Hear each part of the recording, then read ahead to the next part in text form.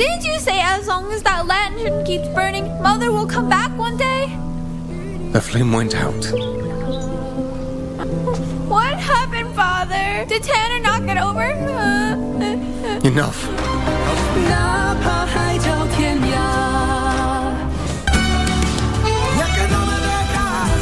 I want you to bet $1,000 on the Florida team. And I also want you to bet $300 on the Asian boxer. I know I will win this time.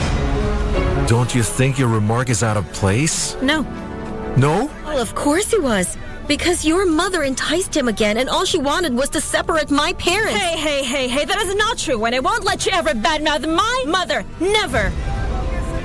But you should understand, instead of hating them, I don't know, perhaps you could question yourself.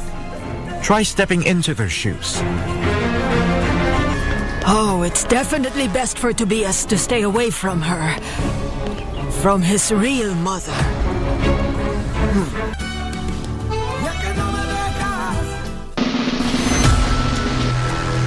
There's a new game in town. It's a game like no other. It's captivating. It's fun. Entertaining and refreshing. Which year was the film released? Correct answer.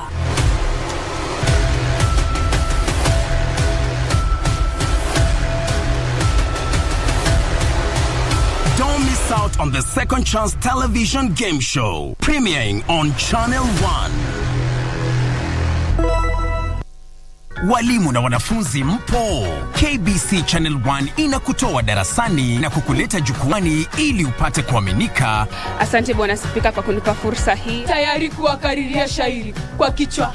Kuelimika. Udhui gani ya lugha yanayojitokeza katika kauli hii ukirejelea mataifa mengi barani Afrika? Na kisha uburudike. Moja ni fahari yetu. Baba, kina mama na watoto. Sauti za njiwa tamu sana. Sanaa ya Kiswahili, elimu na maarifa bila mipaka, kila Jumapili saa 7:30 papa hapa KBC Channel 1.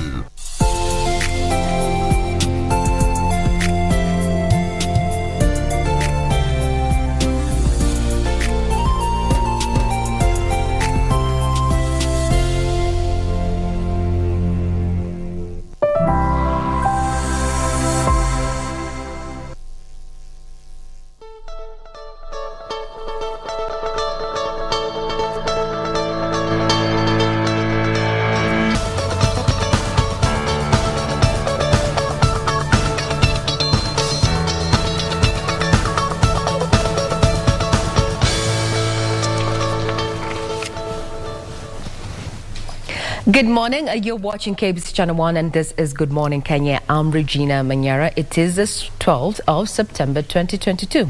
And tomorrow Kenyans are going to witness the swearing in of the 5th President of the Republic of Kenya, and that is none other than President-elect Dr. William Ruto at the Kasarani Stadium. 60,000 people are expected to attend this particular ceremony, with at least 20 heads of states also expected to grace this occasion.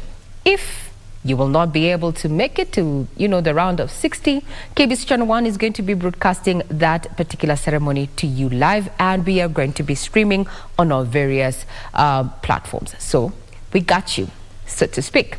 So as we look at, what to expect tomorrow, is that what will you remember the outgoing President Uhuru Kenyatta for in his legacy? Our Twitter handle is at KBC Channel 1. What do you define Uhuru's reign as far as his legacy is concerned? You can get tweeting.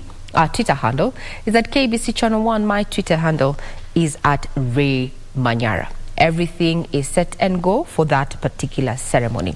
And talking about what has been making headlines in the last 24 hours, let's just bring you up to speed. And we start off on that beat. What has the President-elect been up to? Now, Dr. William Ruto has promised to review downwards the prices of unga and fertilizer next week, after he's sworn into office as part of measures aimed at boosting the agricultural sector. Ruto also rallied Kenyans to pay taxes and embrace saving in financial institutions. As Gishoke Washira reports, the incoming head of state says he intends to form a government that will stop external borrowing.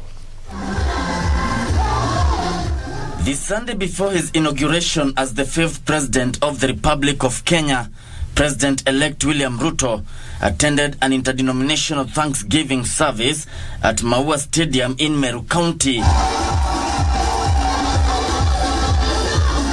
Ruto attributing his win in the August 9 presidential election to prayers and devotion to God, recounting how all odds were against his bid. Hata tukaambiwa na hata tukishinda hiyo kura hatutashinda kwa sababu kuna deep state itaiba kura yetu. Kwa hivyo kwa mipango na makadirio ya binadamu sisi hatukukuwa ni watu wa kushinda. Lakini kwa sababu kuna Mungu mbinguni jameni. Both Ruto and Deputy President-elect Rigathi Gachagua expressing their gratitude to the electorate in Mount Kenya for voting for Kenya Kwanza, even as they reached out to all Kenyans to work together. Na niseme rais wetu Uhuru Kenyatta, tunamualika kwa heshima. Hatuna maneno na yeye. Yeye atapata heshima yake akistaafu. Tumechukua nafasi kumualika Kasarani. Akuje apeane uongozi, mchana watu wakiangalia, alafu aende nyumbani apumzike. Yale tumekubaliana ni mambo ya maana. Bei ya kahawa, majani chai, maziwa, miraa, muguka. Hiyo ndiyo mambo ya maana. Hii ingine ya vyeo ni nyongeza tu ya kusukuma kazi. The president-elect promised to review downwards the prices of unga and fertilizer next week and revamp miraa export to encourage revival of the economy without foreign debt. I am looking forward to the day soon enough when we can borrow from the savings of the people of Kenya to run our development instead of borrowing from other countries. Sheria ya Kenya kwa sasa haijatusaidia sana tuwe na akiba.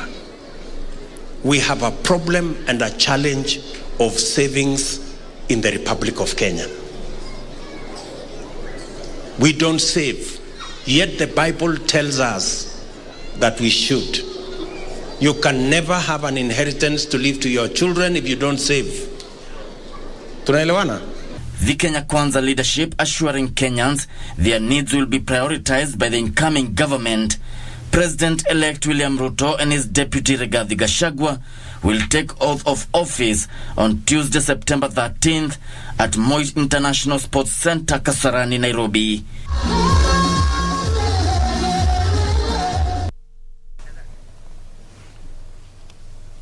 U.S. President Joe Biden was expected in the country for that particular inauguration. However, over 20 hours ago, he made a list of the presidential delegation that is expected in the country, and it's going to be led by trade head of the U.S., that is Catherine. We're going to be giving you details as we proceed in this particular broadcast. Now, Machakos Governor Wavinya Ndeti says she's ready to work with the President-elect William Ruto's administration to ensure quality service delivery to the people of Machakos. Wavinya said Azimio la Umoja One Kenya coalition leaders respected the Supreme Court's verdict and elected county leaders ought to work with the incoming administration to benefit from the national cake. Sentiments echoed by Kakamega Deputy Governor Ayub Savula, even as a section of Azimio leaders maintain they will play the opposition role. With the new administration set to come into power on Tuesday, September 13th, 2022, a section of leaders from various counties allied to the Azimio la Umoja One Kenya coalition are pledging to work with the incoming regime. Viongozi wetu walisema vizuri, wamekubali nini, maamuzi ya nini ya koti. Dr. Samuel Ruto is the President of the Republic of Kenya now. And we have to work with him. Saa hii mimi nitafanya kazi na William Samoei Ruto, Kenya iende mbele. Governor Wavinya Ndeti of Machakos County says politics is a competition and that elected leaders obligated with the role of delivering services to the electorate must endeavor to do so. Na lazima tufanye na mheshimiwa Dr. Samoei Ruto. Kwa nini? Ako na 85% of the national budget. We get 15%. If I love the people of Machakos, I have to work with the current president. But former Kakamega County Governor Wycliffe Oparanya and Kitui Senator Enoch Wambua maintain they will form a strong opposition. But I've performed as a governor, whether I was in opposition or not, but I was in opposition. And the people have recognized my role here in Kakamega, what I did. For now, we have been assigned a role in the opposition, and unless otherwise directed, to kopale kwa opposition. Lakini niseme jambo moja. Ile 85% ambayo governor aliongea habari yake ya national government, that 85% belongs to the people of Kenya. Those who voted for the president and those who did not vote for him. Paranya says the Azimio leadership is planning to convene a meeting of elected leaders to strategize how to be a vibrant opposition to put the Kenya Kwanza government in check. With the new county governments in place, many county bosses have already begun cleaning house in a bid to restore public confidence in the devolved units. Uachilie probox zote ambazo unafikia.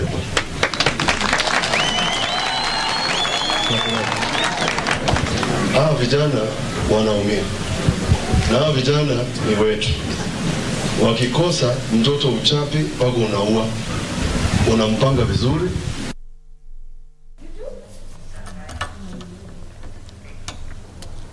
Now on to some sad news where police in Roiro, Kiambu County are pursuing 3 gunmen who shot and killed a 35-year-old man on Sunday morning as he and his girlfriend were arriving home after a night out.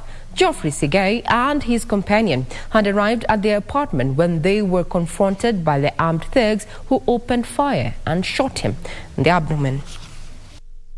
The Directorate of Criminal Investigations are on the trail of 3 armed gangsters who fled after shooting and killing a middle-aged man. According to a police report, Geoffrey Sigay and Winfred Karwedi had arrived at an apartment in Ruiru in 2 separate vehicles at about 4:30 a.m. when they were confronted by the armed thugs. The apartment security guard said 3 men forced their way inside the compound as soon as the vehicles entered the building and began ransacking one of the vehicles. The deceased was shot on the abdomen as he confronted them for attacking his companion. Sigay was rushed to a hospital in Ruiru where he succumbed to injuries while undergoing treatment. Crime scene detectives based in Thika visited the scene and recovered 2 spent cartridges. It has since been established that the 2 on their way home had been trailed by a silver Toyota Prado that the assailants used as their getaway vehicle. Police are calling on anyone with information leading to the arrest of the gang to forward it to the nearest police station.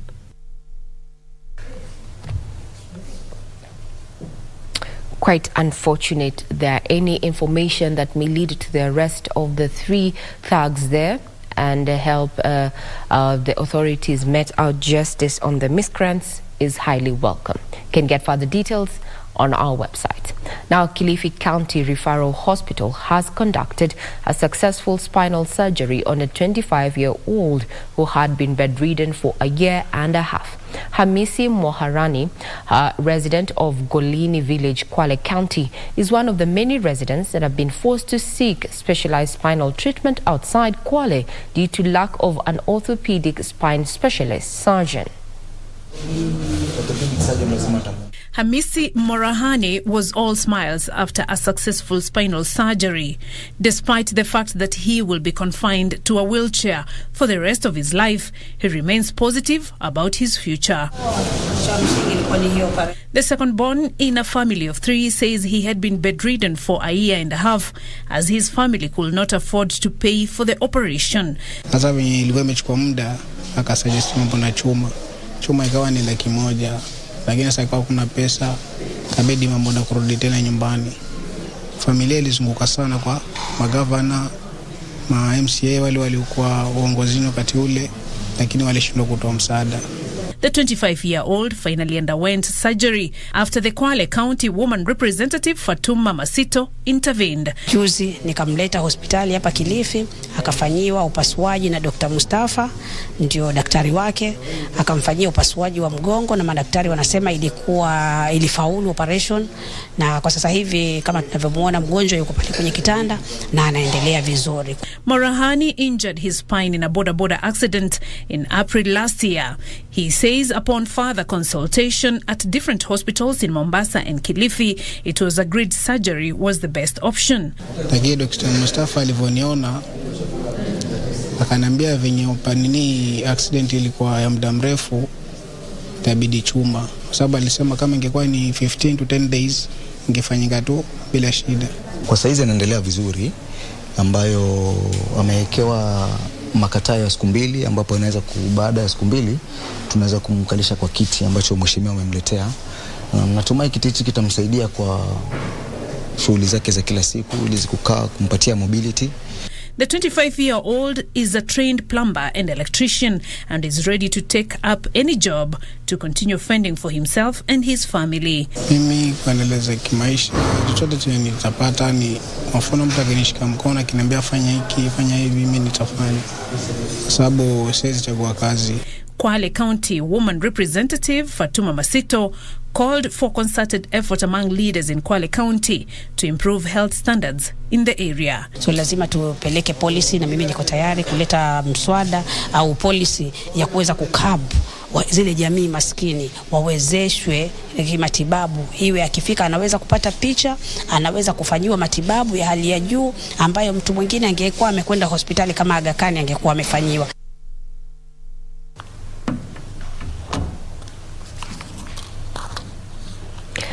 Quite a success. There now preparations are in top gear. The Moi International Sports Center, Kasarani, the venue of the swearing-in ceremony of President-elect Dr. William Ruto on Tuesday, September 13th.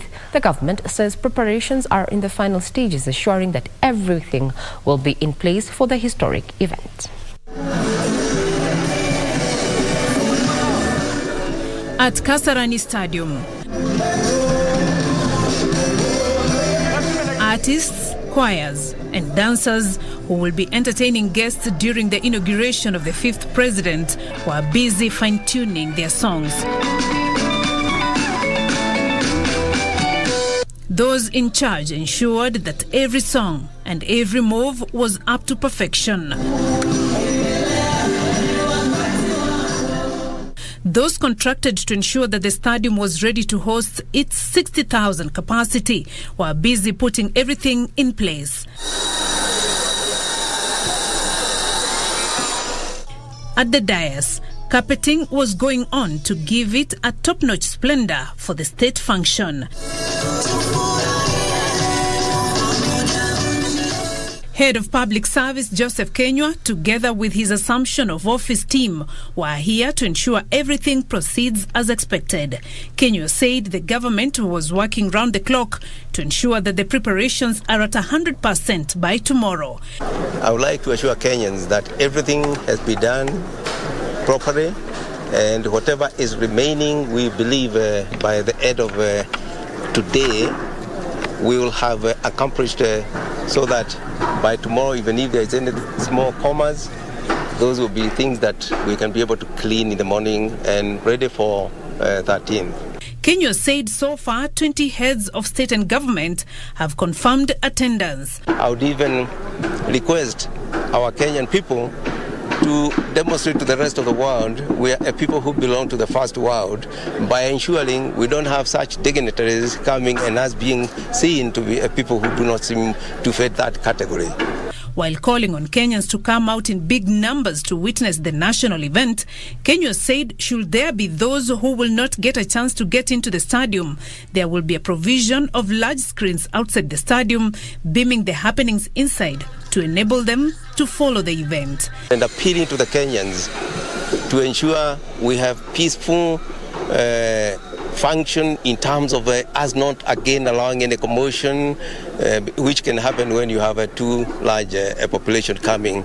So we'd like Kenyans to really demonstrate we are a people who are civilized and can be able to move just like those who consider themselves to be in the first world. He said those planning to attend should be seated by 8 a.m. and cooperate to ensure the event is successful. The government says the preparations here at Kasarani Stadium towards the inauguration of the 5th president is at 90%, even as it encouraged Kenyans to come out in big numbers and witness this historic moment. If you're not going to be making it to Kasarani, worry not. KBC Channel 1 is going to be televising that particular swearing-in ceremony to you live on our various channels, including Y254 as well as our radio stations. Now, Homa Bay County Referral Hospital has received a drugs boost worth 60 million shillings, projected to benefit the sub-county, all sub-county hospitals. The drugs availed by the Kenya Medical Supplies Agency, KEMSA, are expected to improve services at the Homa Bay hospital, so to speak. Here are details of stories that are making headlines across the counties. Presiding over the disbursement of the consignment, Homa Bay County Governor Gladys Wanga stated that health is a priority in the region following worrying indicators of various diseases, especially among children. Next week, we will continue to receive commodities, farms and non-farms, for our dispensaries and our health centers. Elsewhere, residents of Mukuru Kwanjenga slums in Nairobi County have called on the government to resolve the prolonged land ownership dispute and help them acquire titles for the land. Led by their member of county assembly, they say lack of titles has subjected them to untold sufferings occasioned by frequent evictions and demolition of their houses. Ungemwomba Mheshimiwa Rais safari ama ile tunaweza fanya wananchi visitation ya kwanza ikuwe ni hapa Mukuru kwa Jenga, aje tukuwe na kiketi na yeye tuongelee mambo ya hili shamba letu, ndio tutafute suluhisho, tusiishi kuhangaishwa tena. Ensuna West Member of Parliament Peter Masara has assured constituents that the CDF fund is intact despite concerns it may be scrapped. The legislator said the kitty is crucial to development in the regions. We appreciate what CDF has done and we will continue appreciating what CDF is able to do. Therefore, for my community, we are going to use the same money. In the meantime, Iteso Cultural Union is appealing to the President-elect William Ruto to consider the community in cabinet appointments. Speaking at Angorom Village, the Prime Minister of the Union, Freddy Kadungo, said Kenya should move forward in unity. Tungependa kuhimiza President ambaye amechaguliwa watano wa Jamhuri ya Kenya kujumuisha jamii zote za Kenya pamoja ili kuleta amani kwa ajili ya maendeleo ya nchi hii. In the name of the Father, the Son and the Holy Spirit. In Kiambu County, Deputy Secretary General of the Presbyterian Church of East Africa, Reverend Paul Mwangi Kariuki, is calling upon all leaders to work together with the new national government. He made the appeal during the dedication of PCA Lioki Church in Githunguri. Na hata mambo ambayo yanayohusu uendelezaji wa nchi hii, tunaomba pia uongozi ukachukua sehemu zote sawa. Similar sentiments were echoed by Mount Kenya South Diocese Anglican Church of Kenya, Bishop Charles Muturi, who called on the new leadership to help eradicate drug and substance abuse in the region. Lakini tafadhali, Your Excellency, pigana na dawa za kulevya, pigana na madawa, pigana na uhalifu, na tutafurahia maisha hayo mengine. He was speaking during the centenary celebrations of Anglican Church of Kenya Gacharaga in Kiambaa.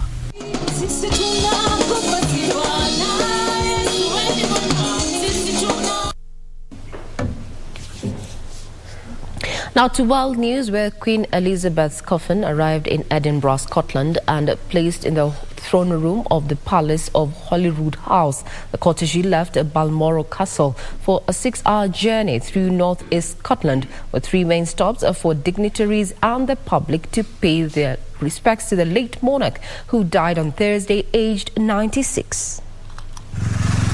Queen Elizabeth's cottage left her beloved Balmoral Castle at 10 a.m. UK time on Sunday to begin the 6-hour journey, with thousands of people lining the route to Edinburgh, Scotland. The late Queen's oak coffin was accompanied by the Princess Royal Anne and Vice Admiral Sir Tim Lawrence, with mourners lining the route passing through Aberdeen, Dundee and Perth to pay their respects as it made its way to the official residence of the British monarch in Scotland. Along the route between Aberdeen and Dundee, silent onlookers threw floral tributes in the path of the hearse to the Palace of Holyrood House, where the body will remain until Monday afternoon. The King and members of the royal family will accompany the coffin in procession to St. Giles Cathedral, where a service will be held. The Queen will lie at rest at the cathedral for 24 hours until Tuesday, allowing the public to view her coffin. Thereafter, the cottage will then depart the cathedral to be flown back from Edinburgh to London. The Queen will lie in state in Westminster Hall for 4 full days before her funeral on Monday, September 19, 2022, allowing members of the public to file past and pay their respects.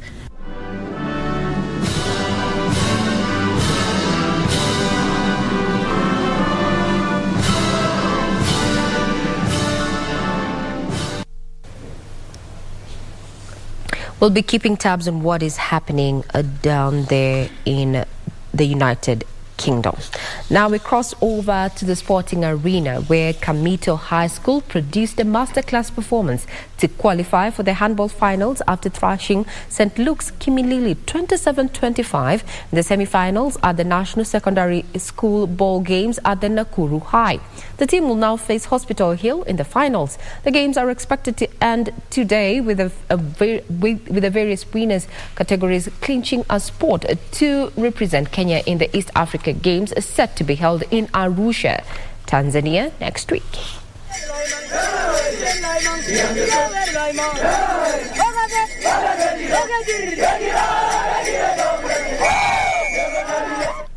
With the songs of joy in their faces, it's a real sign that the players and fans of Kamito High School were expecting a victory in their hard-fought semi-final match, in which Kamito came from 10 goals behind in the second half and registered a 27-25 victory over St. Luke's Kimilili High School. Mara ya kwanza nikianza kucheza handball, level yenye nilifika regionals, na nilishindwa na timu kutoka Nandi County inaitwa Saniak, na tukarudi shuleni na tukaanza kutrain tukijua tulishindiwa na itafika siku yenye tutashinda. Hiyo wakati mimi mwenyewe nilikuwa kidato cha 3 form 3, alafu nikaona ya kwamba nilishindwa, lakini lazima nifike penye sikufika. After the win, Kamito will now take on Hospital Hill High School in the finals, which defeated Manyata High School 25-16. Both Kamito and Hospital Hills have already qualified to represent Kenya at the East African Championships, which are set to be held in Arusha next week. In football, Highland High School qualified for the finals of the tournament after defeating Kisumu Day 4-1 on penalty kicks. The match ended 1-1 in normal time and extra time, with Highland securing the win on penalties. Tunasema game imekuwa rahisi, by the way imekuwa ngumu, but kwa kujituma kwetu ndio imefanya tumefika mahali hapa hivi. Hatuku give up. Last year tulikuwa tumejipanga vizuri sana, ilifaa twende regionals, but story na corona ikatokea, ikakata story na games, but hatu give up. Tulibaki shule, tukatrain, tukijipa moral, tukisema lazima tuende East Africa. In basketball, Kamito High School also produced stellar performance and hopes to register a victory in the finals. Finally, in the volleyball game, Nyamweli beat St. Joseph 3-0. Cheptil beat Ruthimi 2-3. Kwanzanze recorded a 3-0 set win against Nyakongo, while Kesugon beat Mwitoti 3-1. We shall only have 1 day or 2 days. Then from there, we jump into action in Arusha. So we cannot say that we have... Maybe what we do is we don't have time for nursing injuries. But for the practice, the teams are at their peak. So what is remaining now is just the journey masses and a bit of, if there is anything like a road, lag, because there is no jet here.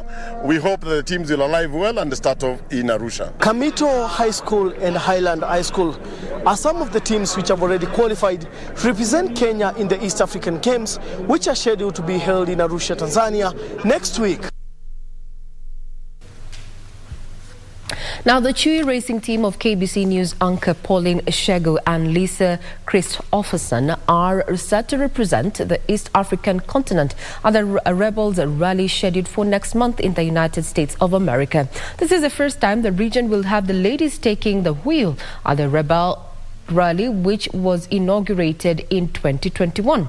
The duo held a gala at the Nairobi Hotel last night to raise funds ahead of the rally set to be held between the 6th and 15th of next month.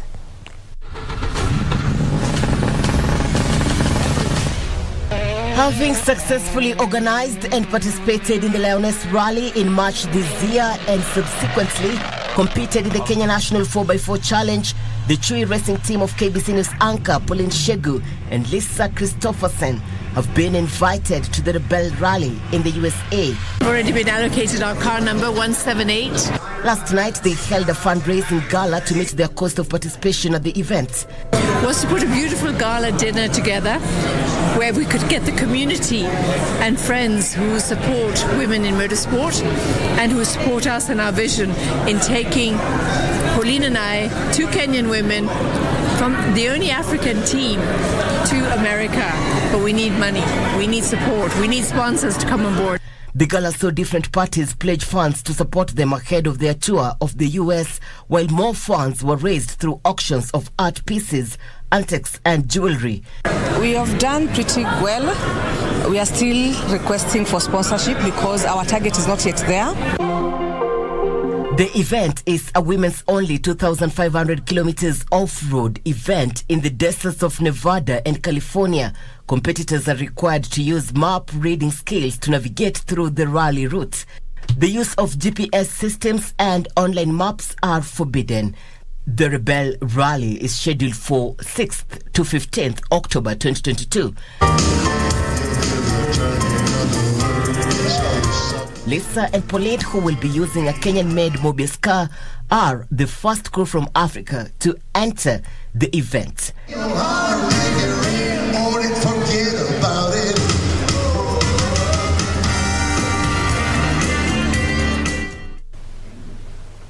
Indeed, there are an opportunity for not just the ladies to showcase their prowess there on that particular dirt road, as it seems.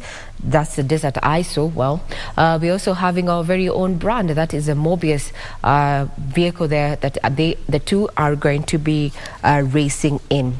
And before we started this broadcast, the conversation behind the scenes was indeed the future is female. Let's continue supporting women there, as they say. When women take the lead, it's just actually a community that benefits. All the best there to Pauline Shegu and Lisa as they prepare to participate in the race that is scheduled for next month. For now, we take a quick break. When we're back, we're going to be looking at what we have in the dailies. Do not go away.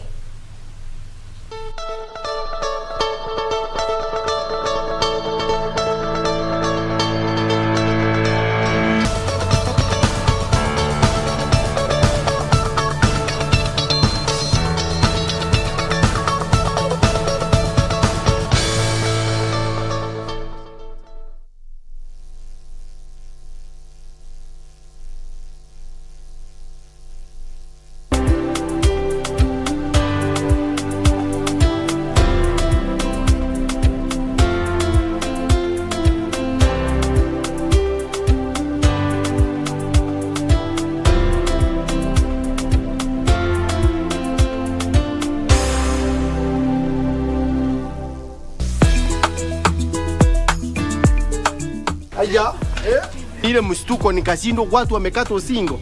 Kwa nini analeta mimi shule? I want us to cooperate together. Cooperation ni ile ya serikali. Sio hiyo unamaanisha. Mimi ndio mwalimu ama ni wewe? Changanya mimi Monday, Jumatatu na Tem. Tofauti na gani?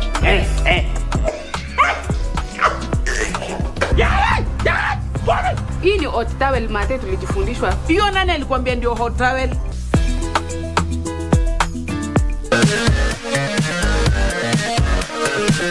Hello Hello there. Good boys gone bad. Eric Omondi has evolved from being a comedian to now being the king of clout chasing. Mm-hmm. How does a gospel artist make money? Jaguar wept again. Anaweza kuwa celeb, anaweza kuwa na followers, but it's a time for artists to make bank.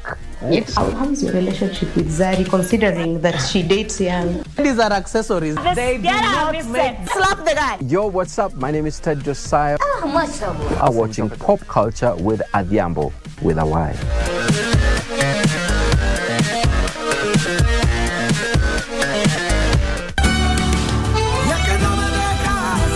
I want you to bet $1,000 on the Florida team. And I also want you to bet $300 on the Asian boxer. I know I will win this time. Don't you think your remark is out of place? No. No? Well, of course he was. Because your mother enticed him again, and all she wanted was to separate my parents. Hey, that is not true, and I won't let you ever badmouth my mother. Never. But you should understand, instead of hating them, I don't know, perhaps you could question yourself. Try stepping into their shoes. Oh, it's definitely best for Tobias to stay away from her. From his real mother.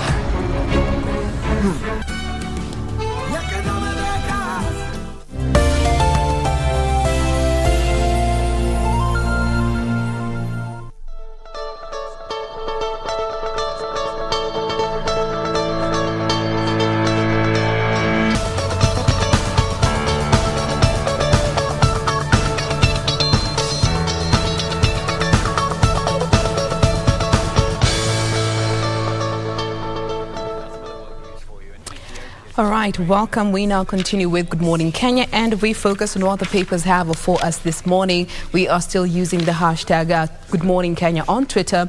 Our official station handle is at KBC Channel 1. Individually, we still remain to be at Ray Manyara, at Dorina Range, at Victor Olo, and at Jane Wamboi. Also, you can jump on the hashtag KBC the Great. All right? Now, let's come to the Daily Nation. Of course, most of the dailies this morning are focusing on the big day that is tomorrow. Let me just show you what the Daily Nation has for us this morning. Exit Uhuru. Simple and straight to the point. So they go on to look at the reign of President Uhuru Kenyatta from 2013 through to 2022. This is a story that has been covered on page 2 through to page 11, and they capture the end of an era. They go on to talk about how he was rejected from his home over 20 years ago, gotten to a point where he was branded a Moi project, indicted by the ICC, became the 4th president of our country, has conquered very hostile territories, backstabbing and treachery in the political trenches are experiences that he has also gone through, and now to a point where he has been quote-unquote rejected due to having Raila as his project is also a situation that brought a mixture of emotions. So they go on to caption his legacy as a mixture of the good, the bad, and the outright ugly. Now, when you come to page 2 of this particular story, they start with some of the milestones that he had achieved during his tenure as President of the Republic of Kenya. And we can't get to the actual details of this particular story, but in brief, looking at some of the good that they have highlighted here in regards to this story, starting off with roads in our country. During his period as presidency between 2013 through to 2022, he is credited with having built over 11,000 kilometers of roads, which costed approximately 1.44 trillion Kenya shillings. Currently, there's some 500 kilometers that are still under construction, different levels of procurement as well, to add on to the 11,000 kilometers that have already been constructed during his tenure as president. When it comes to electricity, it's also another area that he has been lauded for having done the country good, because when he assumed presidency in 2013, electricity coverage in the country was at 40%. And by the time According to a World Bank report, as of last year, electricity coverage in the country was at 71.4%. And actually, last year, Kenya was ranked among the countries worldwide that had made the biggest strides in reducing the population that had no access to electricity between the periods of 2010 through to 2019. So that is also another area that he has really grown the country. The other area is in lands, and according to the Ministry of Lands, from 2012 through to this year, they have issued a collective 6.1 million title deeds to Kenyans, and the ministry is also still in the process of uploading all the information onto the digital platform. So that also migration from the analog to digital way of having these land records is also a milestone that has been credited to President Kenyatta during his tenure. Then there is Huduma Center. And this was also launched in 2013, one of the programs that has been also called a success, a big success in Kenya during his tenure. The question of GDP and tax has also been highlighted here, given the GDP of the country has also grown more than double from 5.31 trillion in 2013 to 12.09 trillion as of last year. And this is according to data by the Central Bank of Kenya. So those are just some of the good that they have highlighted here in regards to President Kenyatta's tenure. When it comes to the bad, they go on to highlight the question around public debt, it having grown by a huge gap, which is actually currently about 67% of our country's gross domestic product. We also have the question around corruption is also one of the biggest challenges that have been highlighted during his reign as presidency. The ever-growing public wage bill also has been mentioned in this area. And finally, taxes is also another area that has been highlighted and termed as part of the bad of his tenure. Now, they go on to focus on the different aspects of his presidency as well. Remember, this story is from page 2 through to page 11.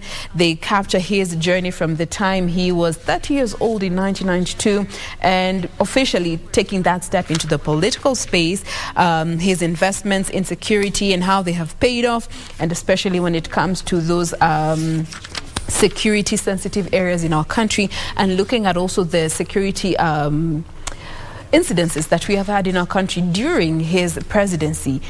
Also, health has been highlighted here, and on page 8, they go on to look at also Uhuru's legacy and some of the retirement perks that he will enjoy once he steps down as president tomorrow, when President-elect Dr. William Ruto is sworn in. So you can go ahead and read about all of that here. And that largely is what has been captured on this particular daily. And I'm sure we'll be getting more angles from the other dailies as highlighted. Maybe, Victor, you could give us a quick run through of what the Star has for us on the front page. Yeah. But tomorrow is a holiday. So, yeah. Tomorrow is a holiday. Biden deploys a strong team to Ruto's big day. That's what's on the front page of the Star. Biden deploys a strong team to Ruto's big day. At least 20 heads of state scheduled to attend the ceremony. This is a high-level delegation which points to Kenya's significance. That is what's on the front page of the Star newspaper. More details shortly. Husband, my wife's life could have been saved. I'll tell you a story of one Maureen Anyango who lost her life last week after she overbled after giving birth to twins. Raila defends Junet Mohammed over agents' cash claims. Azimio la Umoja Chief Raila Odinga has rubbished claims that some top officials at the campaign's secretariat squandered money meant to pay for election agents. That is on the front page of the Star. Ruto tells Miraka tells, I will come for you. He was speaking yesterday in Meru, where he attended interdenominational prayer. My wife's lives could have been saved. Heartbroken husband. Excessive bleeding claimed the life of Maureen Anyango, 28 years old, after she gave birth to twins. She delivered the babies at Mama Lucy Hospital. Excessive bleeding claimed the life of Maureen.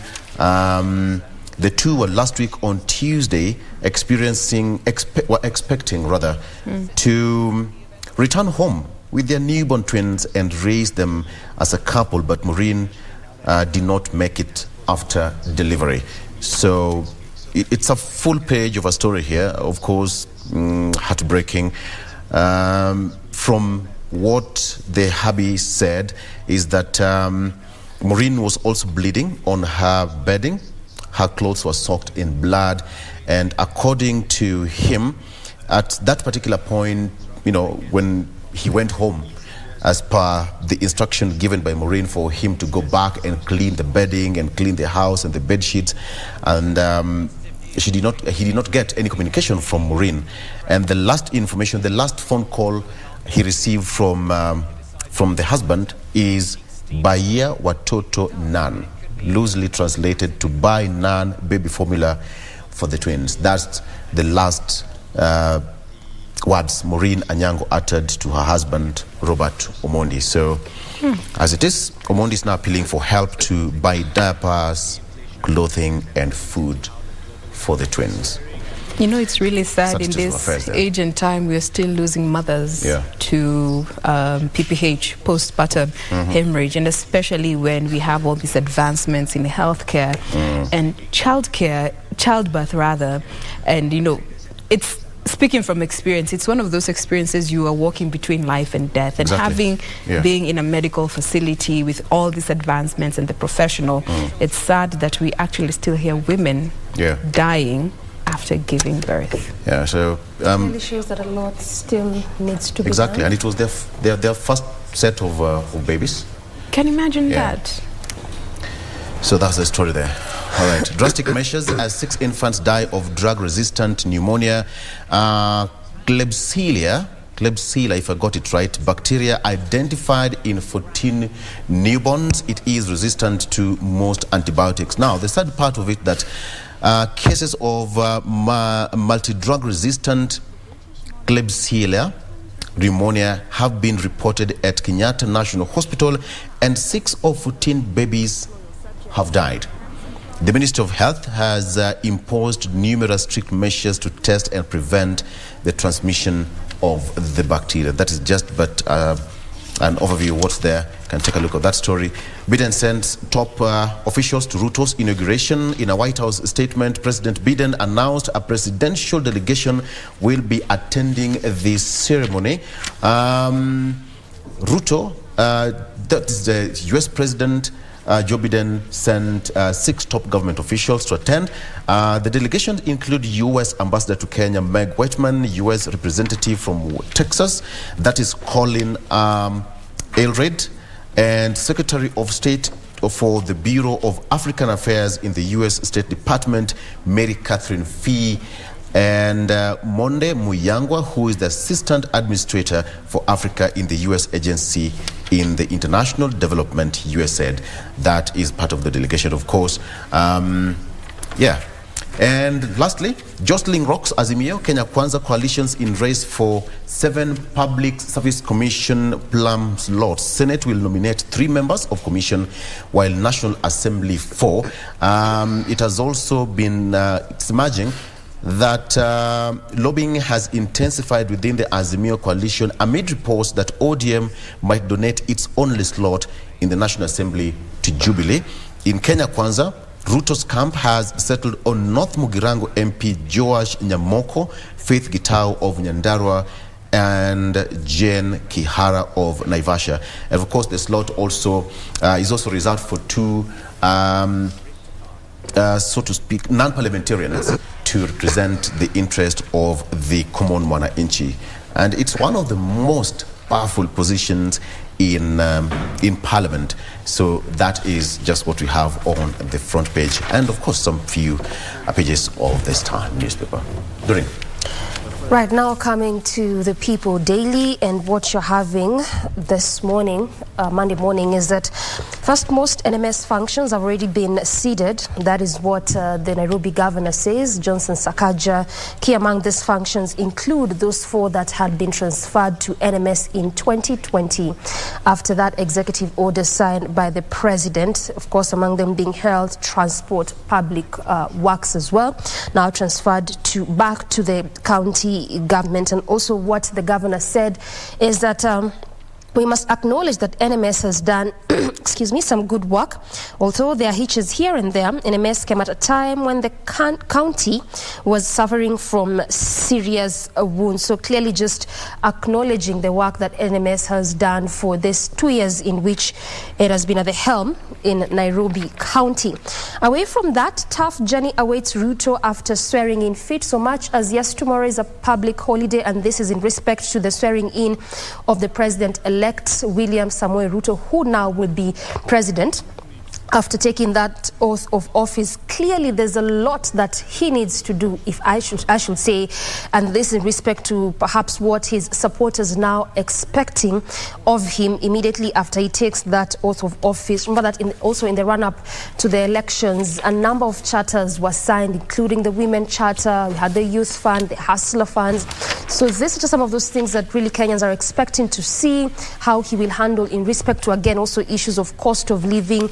We are speaking at a time whereby actually after he's swearing in tomorrow, on Wednesday, we expect review of fuel prices, given that happens every month on the 14th, and also going by that IMF directive, to just stop the fuel or end the fuel subsidy. We also equally had those conversations of might the fuel subsidy come to an end, given the fact that they had termed it unsustainable, and perhaps what might that mean for Kenyans. And this is again in respect to perhaps if that fuel subsidy had not been set apart by the outgoing government. So clearly there's a lot that Kenyans are really expecting from the president the minute he takes oath of office in respect to just the raft of issues that Kenyans are grappling with. And clearly just from what we've heard so far from the dailies that Jane and Victor have tackled, just going by what you're having is that final touches are now underway, and going by what Kinyua mentioned yesterday, that is the head of public service, that clearly almost everything is complete and now they're just fine-tuning in respect to what will be happening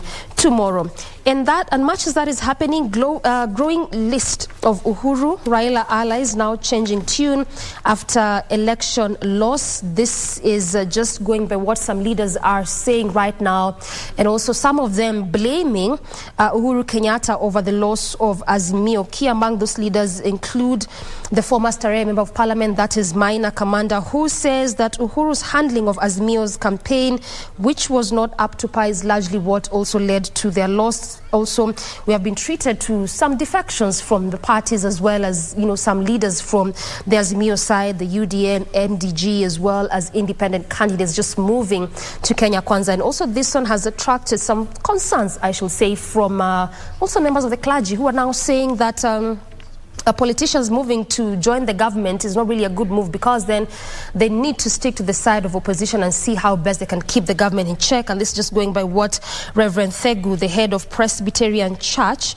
said yesterday. He said, and actually this is just from an observation that he made, that people have been mocking those who lost in the just concluded polls.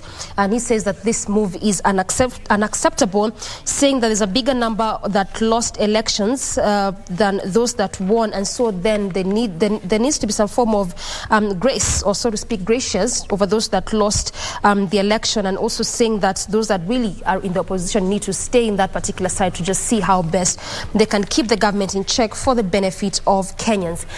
And so after Thursday, where we saw the battle of numbers in both houses, National Assembly as well as Senate, now the battle has moved to governors, and that is the Council of Governors, where we are seeing, or we are going to see, Kenya Kwanza and Azimio lock horns over COG. Already some governors have picked the nomination papers, including Kirinyaga Governor Anne Waiguru, there's Johnson Sakaja, Joseph Olelenku of Kajiado, Mutula Kilonzo Jr. of Makueni County, and Ken Lusaka of Bungoma, who have already picked their nomination forms for that chairperson post. This is for the COG post. And just going by what you have in this particular article is that there's already some form of worry from the Kenya Kwanza side, as some of these leaders are saying that they are being asked to vote along party lines as opposed to one who might fit the bill, because over time, when it comes to the election of the COG or the one who is at the helm there, they have always been voting on the basis of consensus, basically one who fits the bill and not necessarily party lines. So also just going by what we have here is that when you look at both sides, it is 23 versus 23, and this is again also because of the Meru Governor Kawira Mwangaza, who already expressed interest in working with Kenya Kwanza. So far, the Taita Taveta Governor Andrew Mwadime is yet to declare his choice of coalition. So as it stands, it's 23 versus 23, or 23 against 23 for both sides. So the minute, or the moment this process will commence, we'll just wait to see how this one will pan out. Will it be on the basis of consensus as how we have witnessed over time, or will it be on the basis of party lines? Regina. Now we pick it up from there, where the 47 governors will be convening in Mombasa for a 3-day orientation workshop, and it is going to culminate in the election of the Council of Governors leadership, just as Doreen Arange put it for you there. Now it will also include the whip, the chairs of the council's 18 committees, and it has also been revealed that Bungoma's Ken Lusaka had withdrawn from the race despite having picked the nomination papers. We're going to have our political reporters, that is Washura Kishoki, there on this beat to just try and understand exactly who is in, who is not in this particular tight race. As he said, 23-23, with one actually being the deciding vote. Now, what we understand is that the names that have been linked to this race for the chair of Council of Governors include Kajiado Governor Joseph Olelenku, Kirinyaga Governor Anne Waiguru, as well as Wajir Governor Ahmed Abdullahi, who is said to be the Azimio candidate there, who is going to be deputized by Makueni Governor Mutula Kilonzo Jr., that is under the Azimio camp. Then also sources have revealed that Nairobi Governor Johnson Sakaja has been asked to settle for the whip position, while now it's very uncertain between the three: Bungoma Governor Ken Lusaka, Kirinyaga Governor Anne Waiguru, and Kajiado Governor Joseph Olelenku. Kenya Kwanza team, apparently, or rather conversations around that are unconfirmed, is that Kenya Kwanza want to play the gender card. But all in all, any person who takes up the top seat as the chair of the Council of Governors has his or her work cut out for them, because they're going to be inheriting a massive backlog of pending bills that continues to raise concerns about procurement issues. Between June 2020 and March 2022, counties settled only 15.9 billion out of 155.5 billion in pending bills, leaving a cool 139.5 billion shillings unresolved. We will be waiting to see what happens after that 3-day orientation. On the front page, the last act, that's the main read. End of an era. Today is the last day that President Uhuru Kenyatta's reign. So, what will Kenyans remember him for? This particular daily has just picked 4 areas. One is infrastructure. Uhuru spent trillions to build roads, and the key projects being the SGR line that cost 500 billion shillings for the 2 phases. Secondly was the issue of devolution. President midwifed the devolution, with his government allocating almost 3 trillion to the counties in the last 10 years. The third is the issue of public debt. Uhuru went on a borrowing spree, raising the country's debt from 1.79 trillion in 2013 to 8.47 trillion shillings in 2022. Last but not least, the budget. The country's budget doubled from 1.6 trillion in 2013 to 3.29 trillion shillings. These are some of the stories that have been taken precedence in this particular daily. Remember, further details are also available on our website. That puts a cap on matters in the headlines.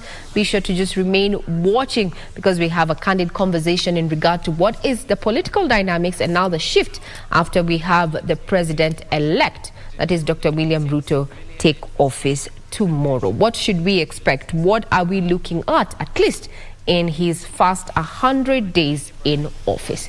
This is in the headlines, and definitely Good Morning Kenya. I'm Regina Manyara. I wish you a pleasant viewing ahead.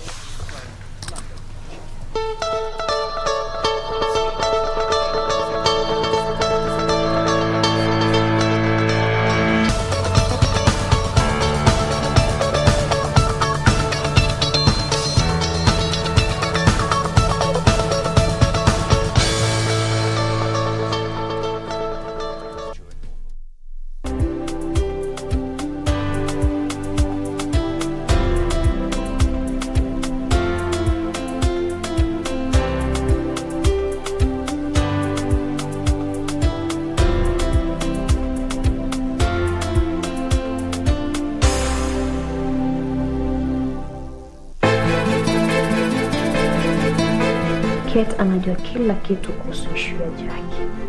Mtazame tu vile alikuwa na wasiwasi. Mama, siwezi kusema ndo nilimuuliza. Najua kwamba wewe ndo ulimteka nyara Jackie. Na sasa yuko huko ndani una wasiwasi hata usingizi upate. Babako ataka kuwaona watu wako, lazima aone. Mbona nakisia kama ambaye uhusiano wako wewe na hii familia ya Diva unaelekea karibia mwisho?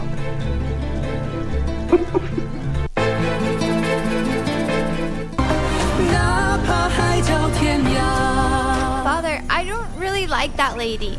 Don't let her stay here with us. I can see that she wants to marry you and replace my mother. I thought they would lock you up for a few decades. Hey! You're the one who gave me the idea. You really scared me. And you, every time I see you gossiping. Glad I didn't marry you. Your mother isn't coming back. Why not? Didn't you say as long as that lantern keeps burning, Mother will come back one day? The flame went out. What happened, Father? Did Tanner not get over? Enough.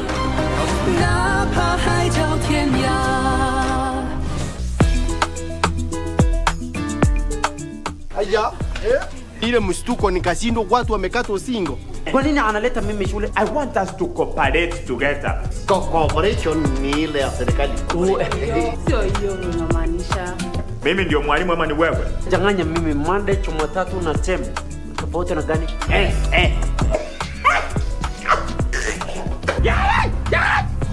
Hii ni hot towel mate tulijifundishwa. Hiyo nani alikwambia ndio hot towel?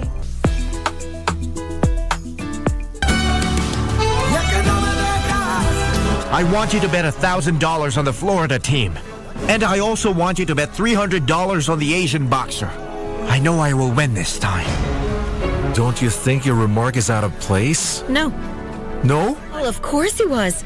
Because your mother enticed him again, and all she wanted was to separate my parents. Hey, that is not true, and I won't let you ever badmouth my mother. Never. But you should understand, instead of hating them, I don't know, perhaps you could question yourself. Try stepping into their shoes. Oh, it's definitely best for Tobias to stay away from her. From his real mother.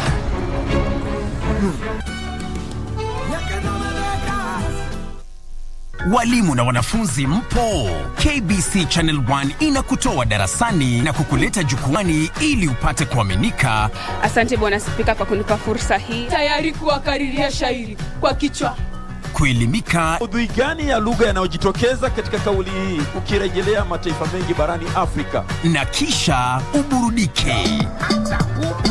Moja ni fahari yetu, baba, kina mama na watoto. Sauti za njiwa tamu sana. Sanaa ya Kiswahili, elimu na maarifa bila mipaka, kila Jumapili saa 7:30 papa hapa KBC Channel 1.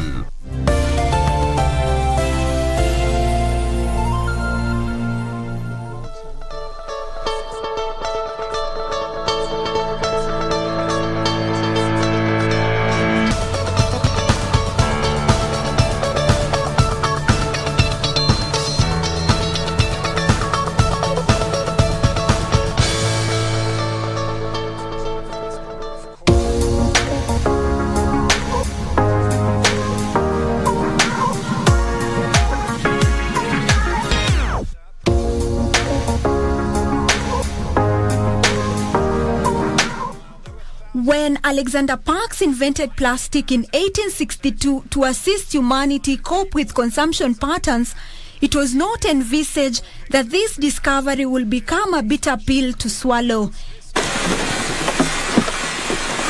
Helen Denner, an environmentalist at Greenpeace Africa, says the dangers posed by careless disposal of plastic waste are immense.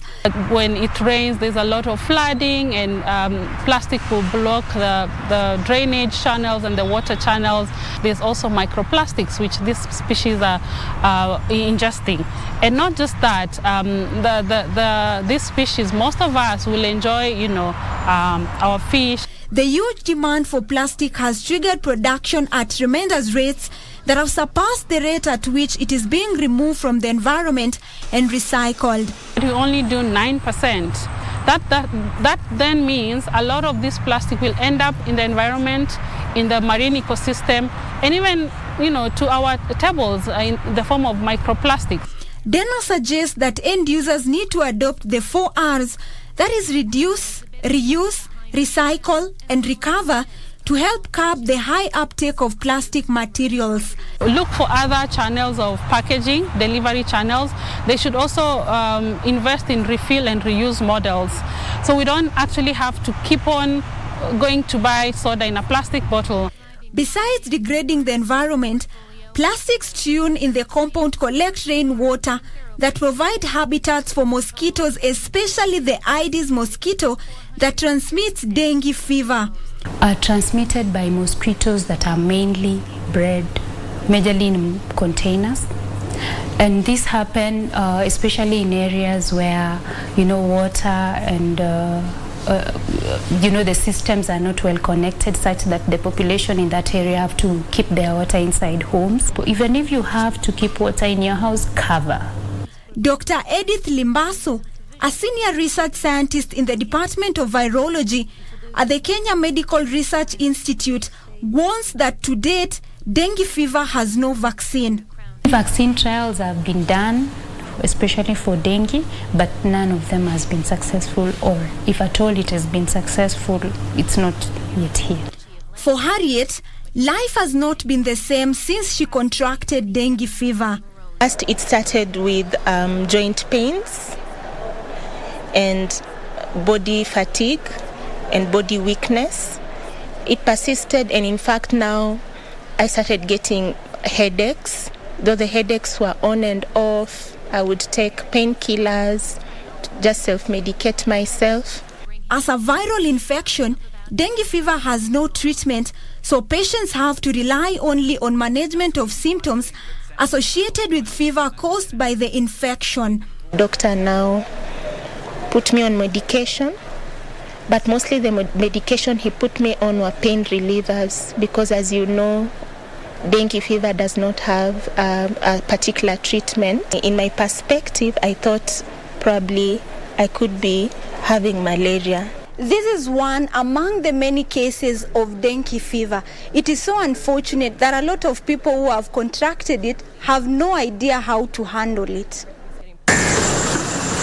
Dr. Esther Getambu explains the prevalence and impacts associated with dengue fever to humanity. Your platelets can go down to the levels where you start to bleed. All right, bleed from you brush your teeth, you bleed, your nose starts to bleed, you start bleeding from the anal orifices. Dengue also can give you severe shock. You can present with shock.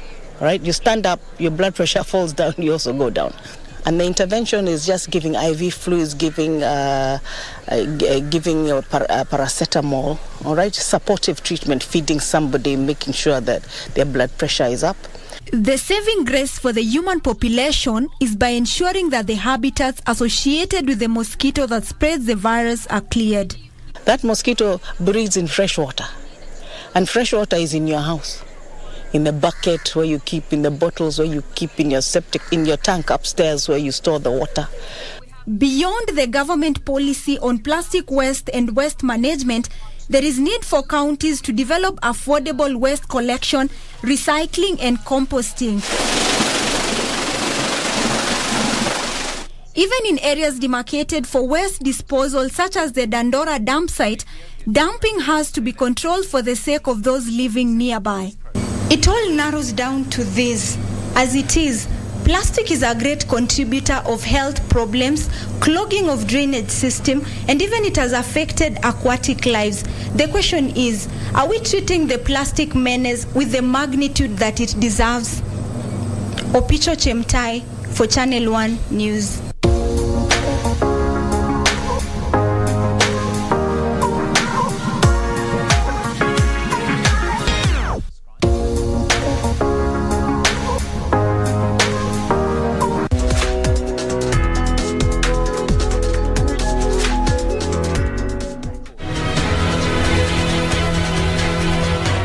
Television news production is a complex process in which different professionals and machines interact in order to bring the story alive.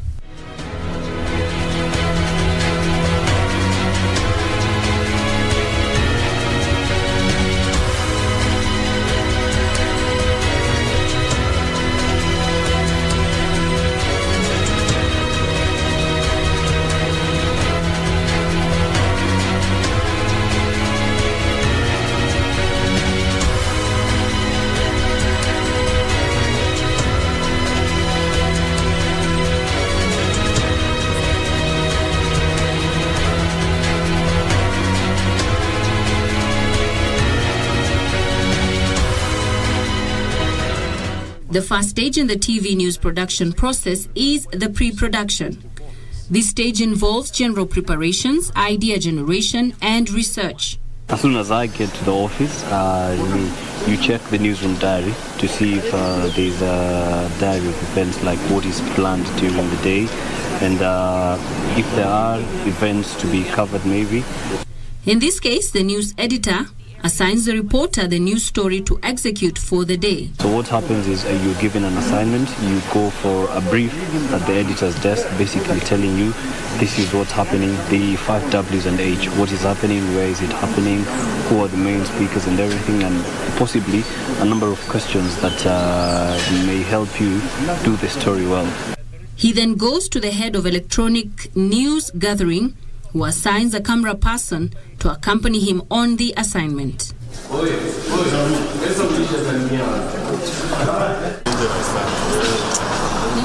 Once that is done, the reporter and the cameraman proceed to the parking lot for transport.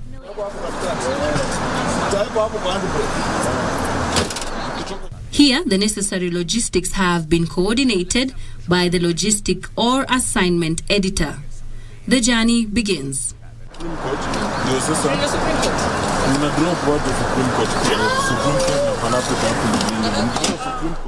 Sometimes hitches happen.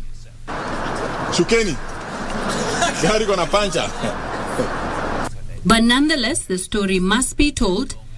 Alternative plans are quickly put in place, and the crew is well on their way to execute the assignment. Once the reporter is on location and the setup is done, the actual shooting and recording begins. Once the guest has been interviewed, the reporter heads back to the newsroom and straight to the news editor for a debrief session. So what is there? What is there? After that, the reporter gets down to scripting the story. The script then goes to the editor for sub-editing. Here, the editor checks and corrects the script within context and writes necessary headlines and captions. The script can now go for translation to have it translated into Swahili for the purpose of the 7 p.m. Swahili Bulletin. And depending on the substance of the script, the editor can decide to make the news story a straight cut, requiring no voice-over, like in our case today. Or a package, meaning the reporter is expected to voice the script in the sound booth. Speaking at a political rally in Bomet East constituency. Once that is done, the reporter goes to the video edit suite, where he sits with a video editor to edit the story. Once done, the straight cut and the package are then sent to the transmission server. As the news presenter or anchor gets ready for the news bulletin, editors develop the running order, which is the lining up of the news items depending on the strength of the news of the day. This is done in consultation with the news producer on duty. Before any production starts on the hour, we are the people who process the news before the bulletin starts. I liaise with my editors on the desk. I follow up on the reporters in the field. I know who is where, doing what, and what story that is coming to us so that we can include it in our running order. And is everything ready from the anchor, from the scripts, from the clips, so that you have our production. Meanwhile, those in charge of news transmission studio are busy getting ready, headed by the news director. Stand by. In 3, 2, 1, cut. On air. Bila shaka ni fahari yetu kuwa hapa kukupasha yaliyojiri humu. Generally, my work entails liaising with sub-editors, video editors, reporters, anchors in studio. So when I come here at the gallery, as you can see the backdrop of my background, my work entails coordinating with technical guys, making sure the sound is good of the anchor who's in studio. Lighting is perfect. Then my shots at studio, they have to be the correct shots that I want to use for it to go on air. Kundi hilo kwa jina Hapo Vipi limesema ni muhimu kwa Rais Uhuru Kenyatta, naibu wake William Ruto na kiongozi wa And that is what is involved in TV news production. As a national broadcaster, we here at KBC pride ourselves in being able to provide news that is fast, credible, it is factual, it is informative, and it is educative. Reporting from the KBC studios in Nairobi, Amnesty Emmanuel.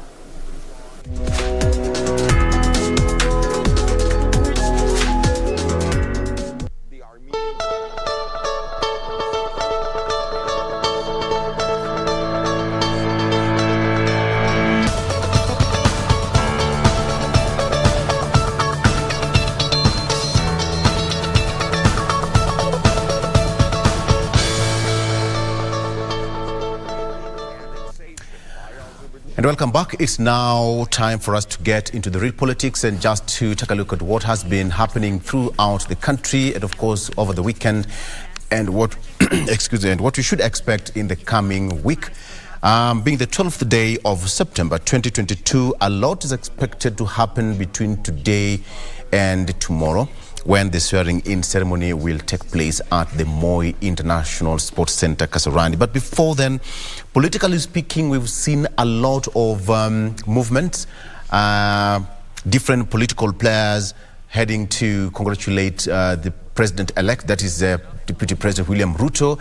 And we just want to look at that. What does that portend to the party loyalty and democracy, as well as what is in store for President-elect William Ruto? A lot is expected to fulfill his pledges, his promises to the electorate. And finally, we just want to look at what you should expect tomorrow during the swearing-in ceremony. And in studio, I have got three ladies and a gentleman, starting with Lydia Mathia on the far end. Lydia Mathia is a policy advisor, youth and gender, Ministry of Public Service, Gender, Senior Citizen Affairs.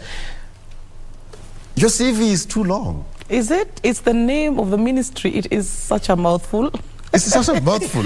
It's, you know, Waziri Kobi, as you know, is a very dutiful public officer. But it's good. So over time, she got more and more responsibilities. And so the ministry became this long name. Yes. And you're also political analyst as well, and for the founder of the Daughters of the Mountain. All right. Yeah. She's not new to the studio here. And in the middle, we have got Professor Fred Ugola, who is strategy and governance expert, Strathmore University Business School. Prof, karibu sana. Thank you, sir. You have got several books. You'll tell us what those books are all about. I see Lydia has one, of course. Tabitha has... I don't know why I don't have a book here. Isn't it? Actually, you can have a book there with you. But the book here... Thank you. Yeah. I'm building what is called strategic thinking. Yes. So, you know, your biggest asset you have in your life is your brain. In fact, your whole body was designed to carry your brain. So the more you think, the better. So I'm trying to tell Kenyans and everybody else that if you want to achieve more things, spend more time thinking rather than running. Because if you spend more time planning, you spend less effort and resources in execution. But if you spend less time in planning and thinking, you spend a lot of time on and energy trying to execute something. So that's the message here, strategic thinking. From where I come from, it's called Wichedano. Yes. What is that? Wichedano. What does it translate to? That a human being is a head. Is a head. If you don't have a head, you're nothing. It's like when you say the car is the engine. Exactly. Yes. If it doesn't have an engine, it's just a dummy there. All right. And finally, I have got Tabitha Ogutu, who's joined me after a very long time. She'll tell us where she disappeared to. Tabitha Ogutu is a political analyst, and she's a good lady. All right. Tabitha, you also have a book there. You have 2 copies. Well, in the spirit of Wichedano, I have to invest in my knowledge, as Professor said. Yes. That is why we are here. Karibu sana. Yes. All right, so let's get this on the road. Where should we start? The swearing-in ceremony will happen tomorrow, and before then, ladies and gentlemen, let's just take a look at what happened over the weekend, and of course, what is in store for the president-elect. And let me just start with what he said yesterday in Meru. Let me start with you, Lydia. He said that niwachie makatel. The moment I'll put down the Bible, pop, I'll be coming for them. This sounds to a common mwananchi as some sense of reprieve, more so to the business community and the local mwananchi who expect a lot of immediate turnaround in the economic circle. So I listened to his speech, his whole speech in Meru. He was talking about Mira. Yes. And he said, I'm going to meet with the president of Somalia. And I know there are people, there are cartels in between who have been interfering with the business. And I'm going to deal with those cartels. The minute I put the Bible down, just know that I'm going to sort that business out so that you're able to export your Mira at the right price, so that you're able to get full value for your product. So that was picked, and now it became that, it's sort of spoken about everything, I think the whole country and all the policy areas. But he was speaking specifically about Mira. But be that as it may, there is a sense in which people believe Ruto to be a bit more decisive, as it were, a bit more determined and purposeful and intentional about how he carries out his business. So there is an expectation that he is not going to be having people running circles around him. As I think within Uhuru's administration, there was a sense in which people would feel that the president would have a certain intent, but for some reason there are actors around him and players within the governance space that would make it impossible for him to pursue his agenda. But with Ruto, there is that sense of faith that people have that so long as it is that he is determined that a certain thing must happen, that he has the not just the mental fortitude, but that he has the determination and he has the toolkit to execute the plan that he has. And you've seen that has been demonstrated in how he executed his campaign, how he has executed his, I think when he managed to protect his vote, and how he handled his case at the Supreme Court. All of these things provide evidence, there are data points of evidence that William Ruto is a determined leader. He's able to achieve the result that he's looking for, and that is where I think a lot of conviction is coming from Kenyans when they hear him say izo cartel muniwachia, and they truly know tukiwachia Ruto is done. But then Prof, right now he can speak off the cuff. He's not yet been sworn in. He doesn't have the protocol, and his words are not yet measured. But I would assume that the moment he'll sit on that seat officially, everything he says will have protocol and bureaucracy, right? Yes. So the issue of he's now hands-on will not see him being that aggressive, because each and everything you must follow protocol. Even handling those cartels will have some sense of protocol. Yeah, I believe.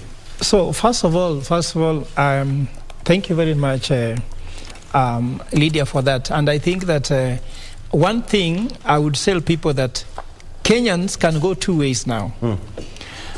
And we are sure about this, that the president-elect, Ruto, has a character that what he wants, he goes for it and achieves it.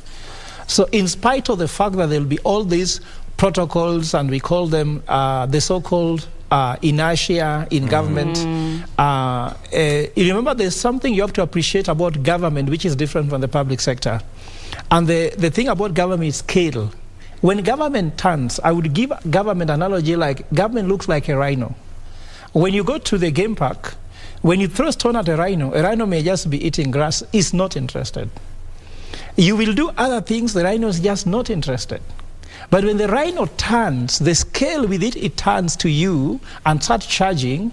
This is what we could see in Ruto. So will they turn left or right? So let's assume left is the wrong direction. Right is the right direction.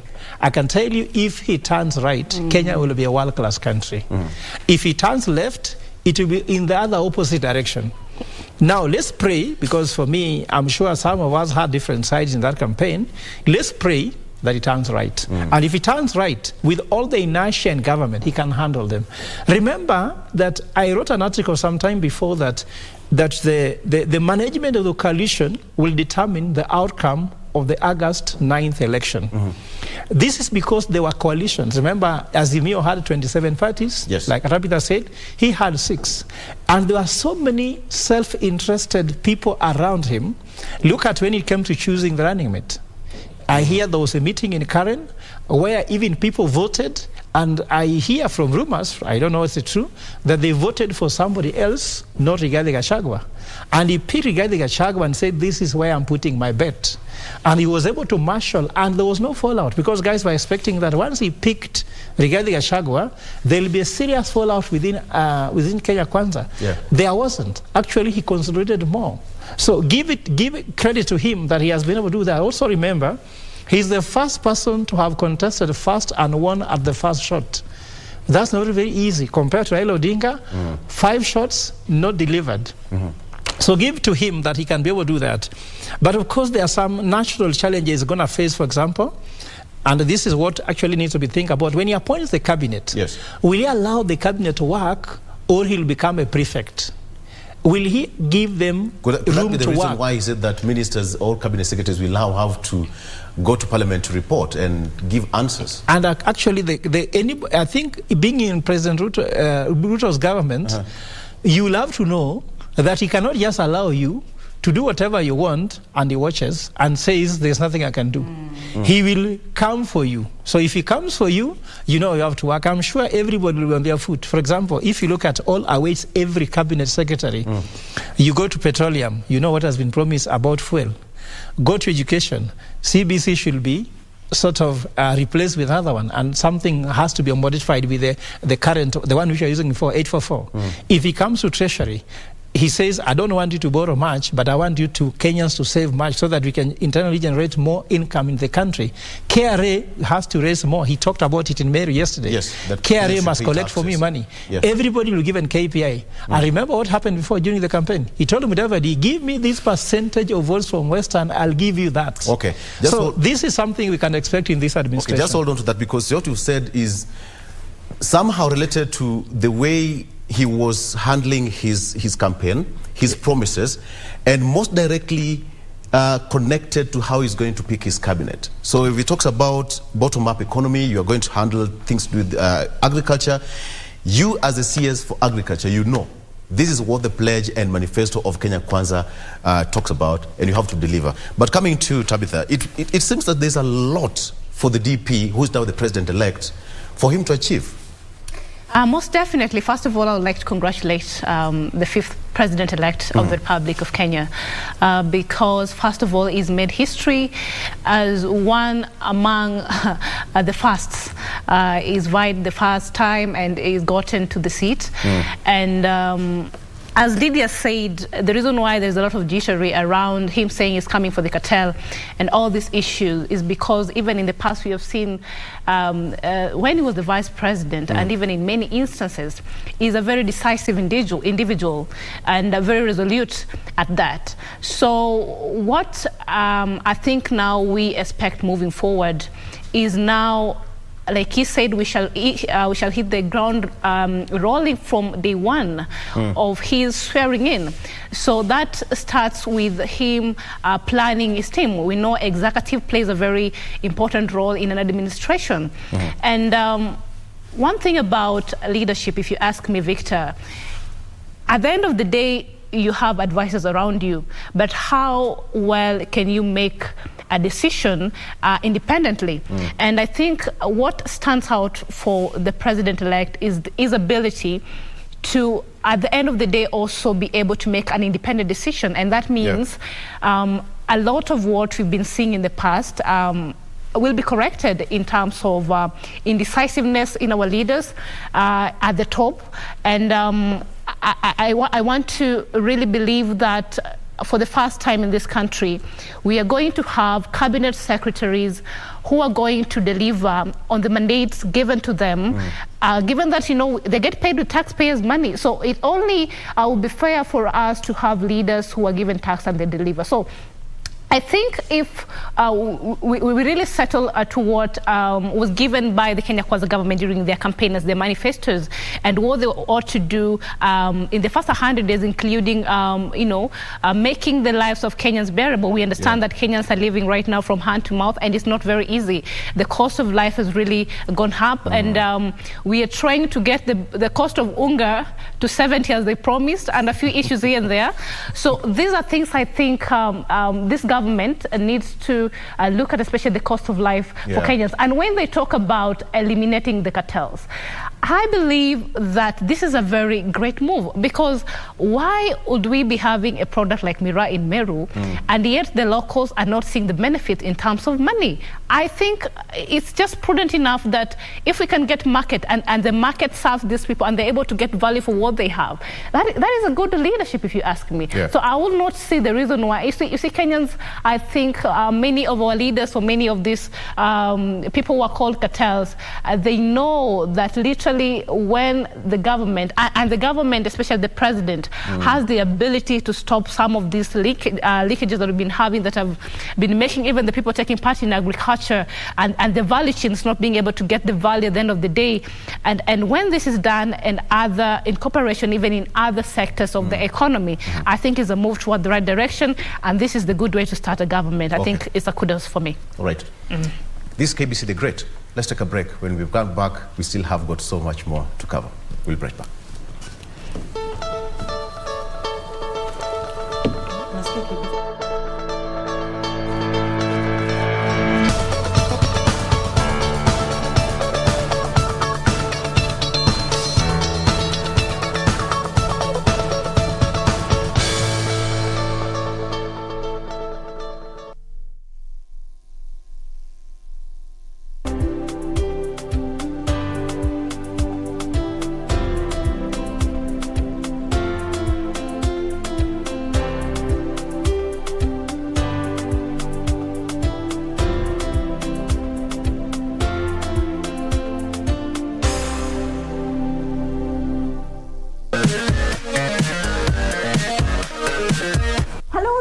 Good boys gone bad. Eric Omondi has evolved from being a comedian to now being the king of clout chasing. How does a gospel artist make money? Jaguar wet again. Anaweza kuwa celeb, anaweza kuwa na followers, but it's a time for artists to make bank.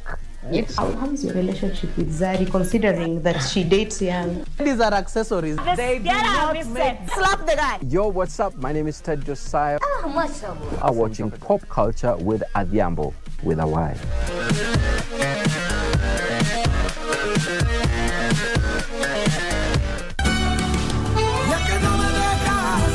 I want you to bet $1,000 on the Florida team. And I also want you to bet $300 on the Asian boxer. I know I will win this time. Don't you think your remark is out of place? No.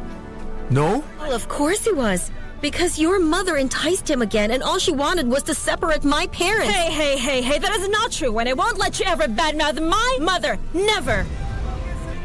But you should understand, instead of hating them, I don't know, perhaps you could question yourself. Try stepping into their shoes. Oh, it's definitely best for Tobias to stay away from her. From his real mother.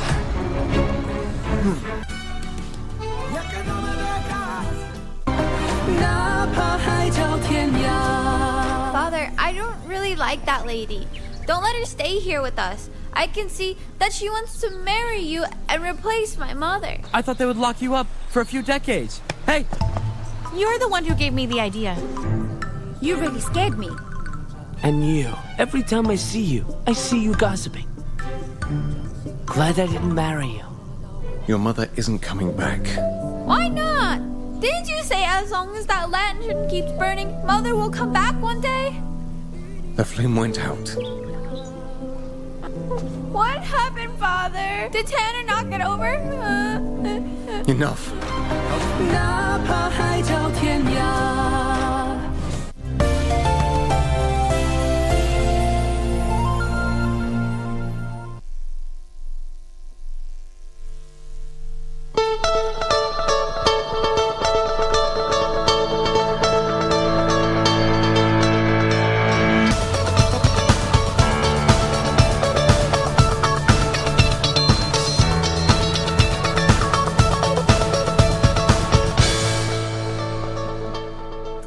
Welcome back. It's now 6 minutes past 8 in the morning. Our conversation still continues. You can also join us on our social media platforms, talk to us and tell us where you're watching us from. All right, in studio I still have got Lydia, Professor Fred and Tabitha Ogutu. So let me come to you, Lydia. The issue of what awaits the president-elect. And of course, we should expect him that within 100 days, Kenyans are expecting to see a certain change of, if not all, but there is some sense of change.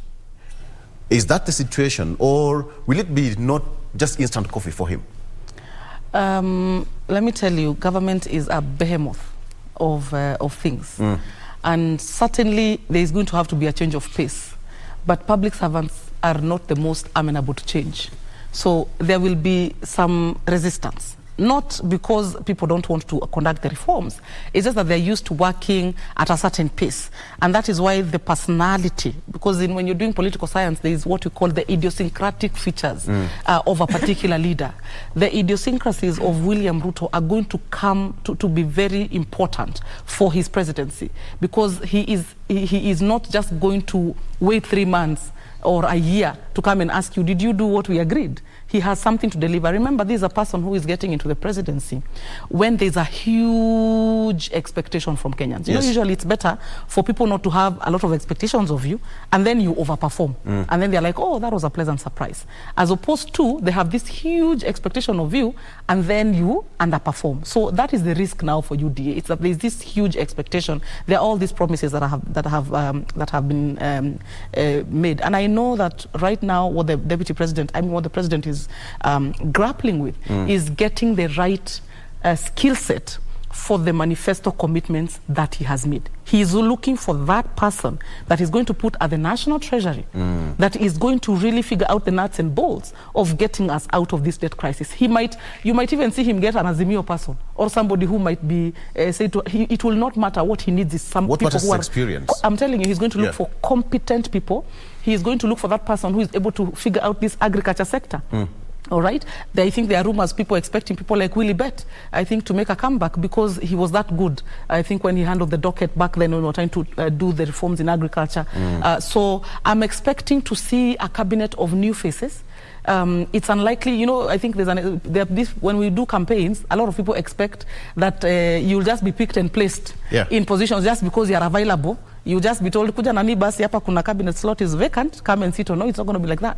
He's going to look for people, especially on his key manifesto pledges, especially agriculture, trade and industry.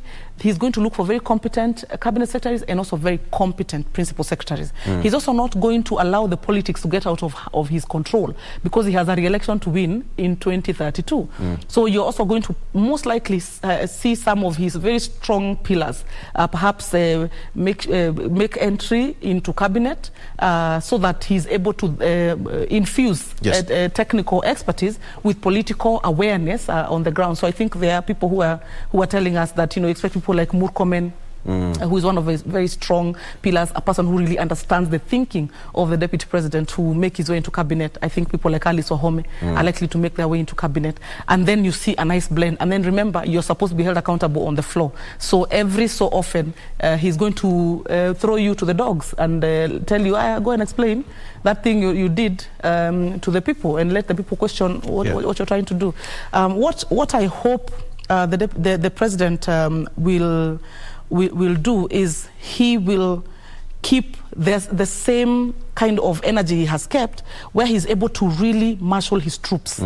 You see, I think you heard him talk about mentorship of young people, and he even went as far as saying, tutawashika mkono kwanza wenye mnakunywa pombe. Mpunguze ama muache. Do you understand? So he knows he's not getting into government with angels. You understand? You understand? So when it comes to, for instance, the issue of governing and making sure that people stay on the straight and narrow, he's the kind of president who will call you and tell you, well, Victor, what is that deal I'm hearing you want to sign with? I don't know who. Can you stop that nonsense? Yeah. He's the kind of president who will do that. He's not going to watch you, let you do it, and then start putting you on lists and take them to parliament. But it means that he has got a lot of work to do based on whether there were allegations or otherwise, because the name calling, the branding of this and that.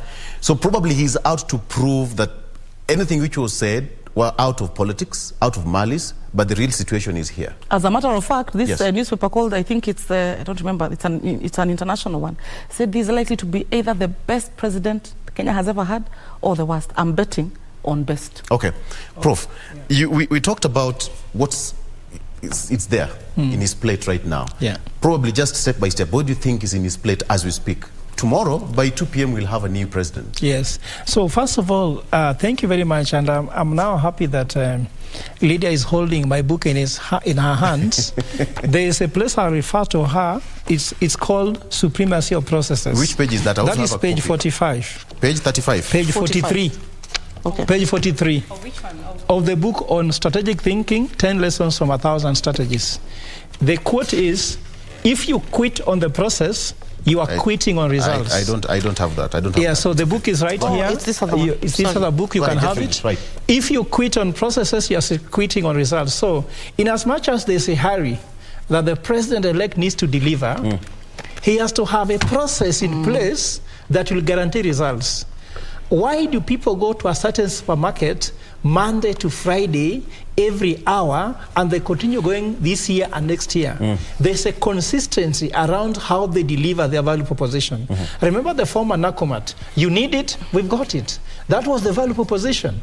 It was that whatever you want, you'll get them under one roof in NACOMAT. Why not KBC? Kenya is watching. KBC, Kenya is watching, definitely. Really? So I'm saying, I'm coming there, by the way, that Kenyans is watching. Yes. For you to be able to do that, you need to have a process through which you can guarantee the same results day in, day out. Remember, you're doing the mass market. People with varied needs, varied expectations that you must meet every day, visit by visit, watching by watching. Every eyeball on KBC must meet that. That's what you call value proposition. Now, manifesto looks like value proposition. The 9 points that DP says is going to deliver, they are there, isn't it?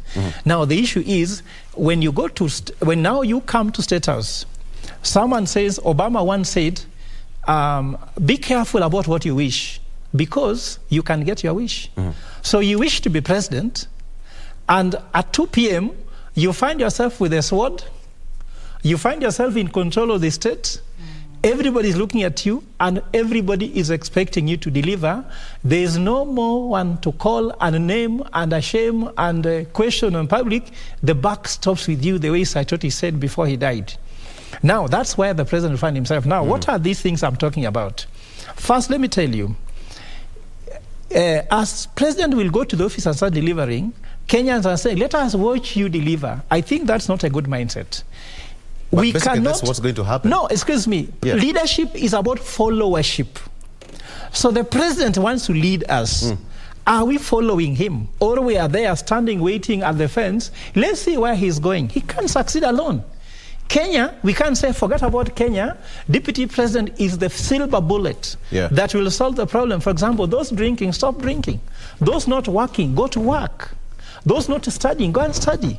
There are opportunities in this government. The sector has been said, I want to do manufacturing, textile, agriculture. Now, for agriculture to grow, we need agronomists. Are you going to study agronomy, or you are waiting for the president to put money in your pocket?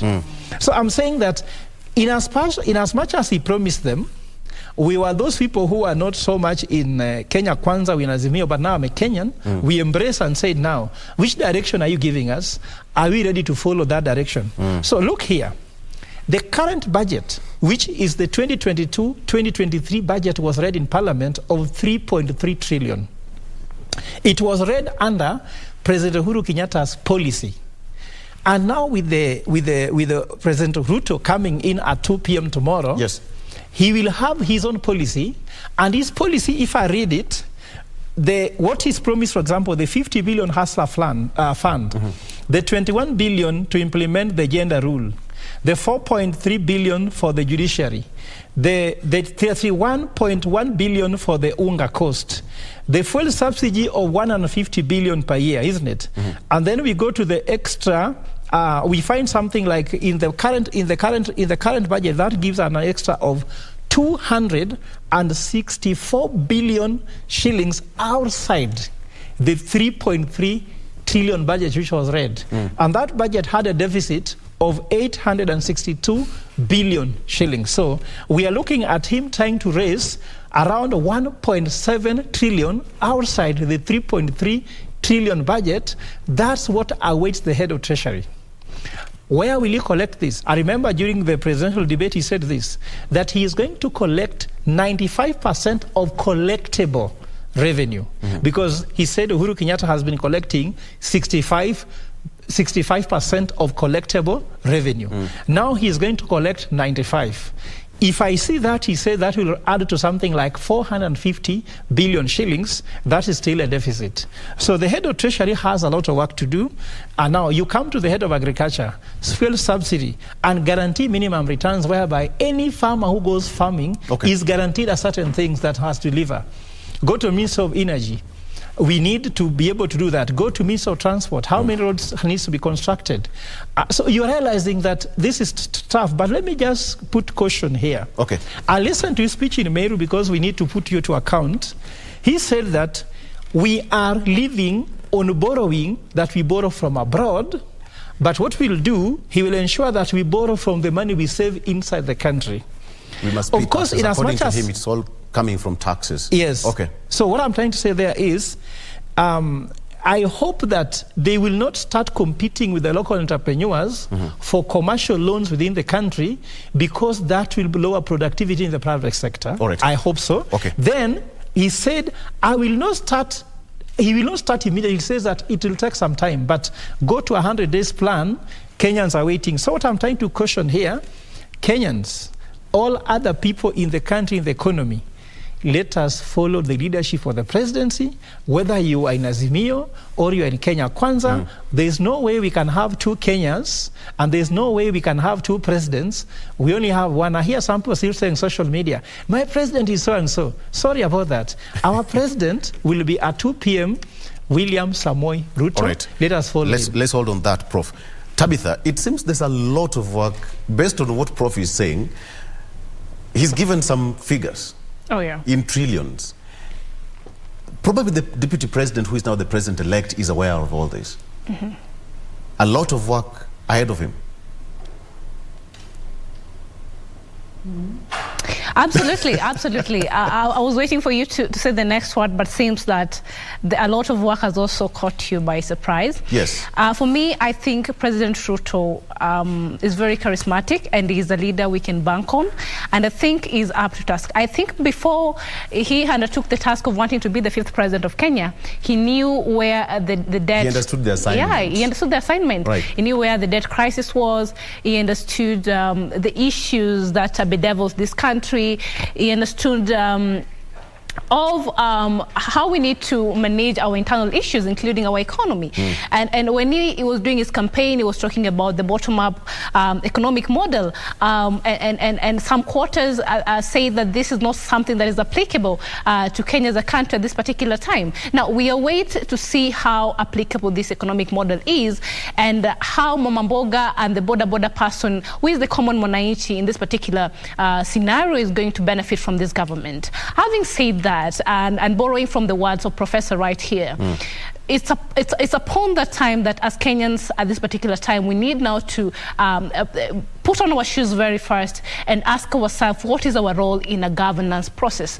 And when we ask ourselves that, then we will not have that issue of still having the doubt that that another person is the president or this and this. First of all, we need to support the efforts of the incoming president and his administration in delivering to Kenyans.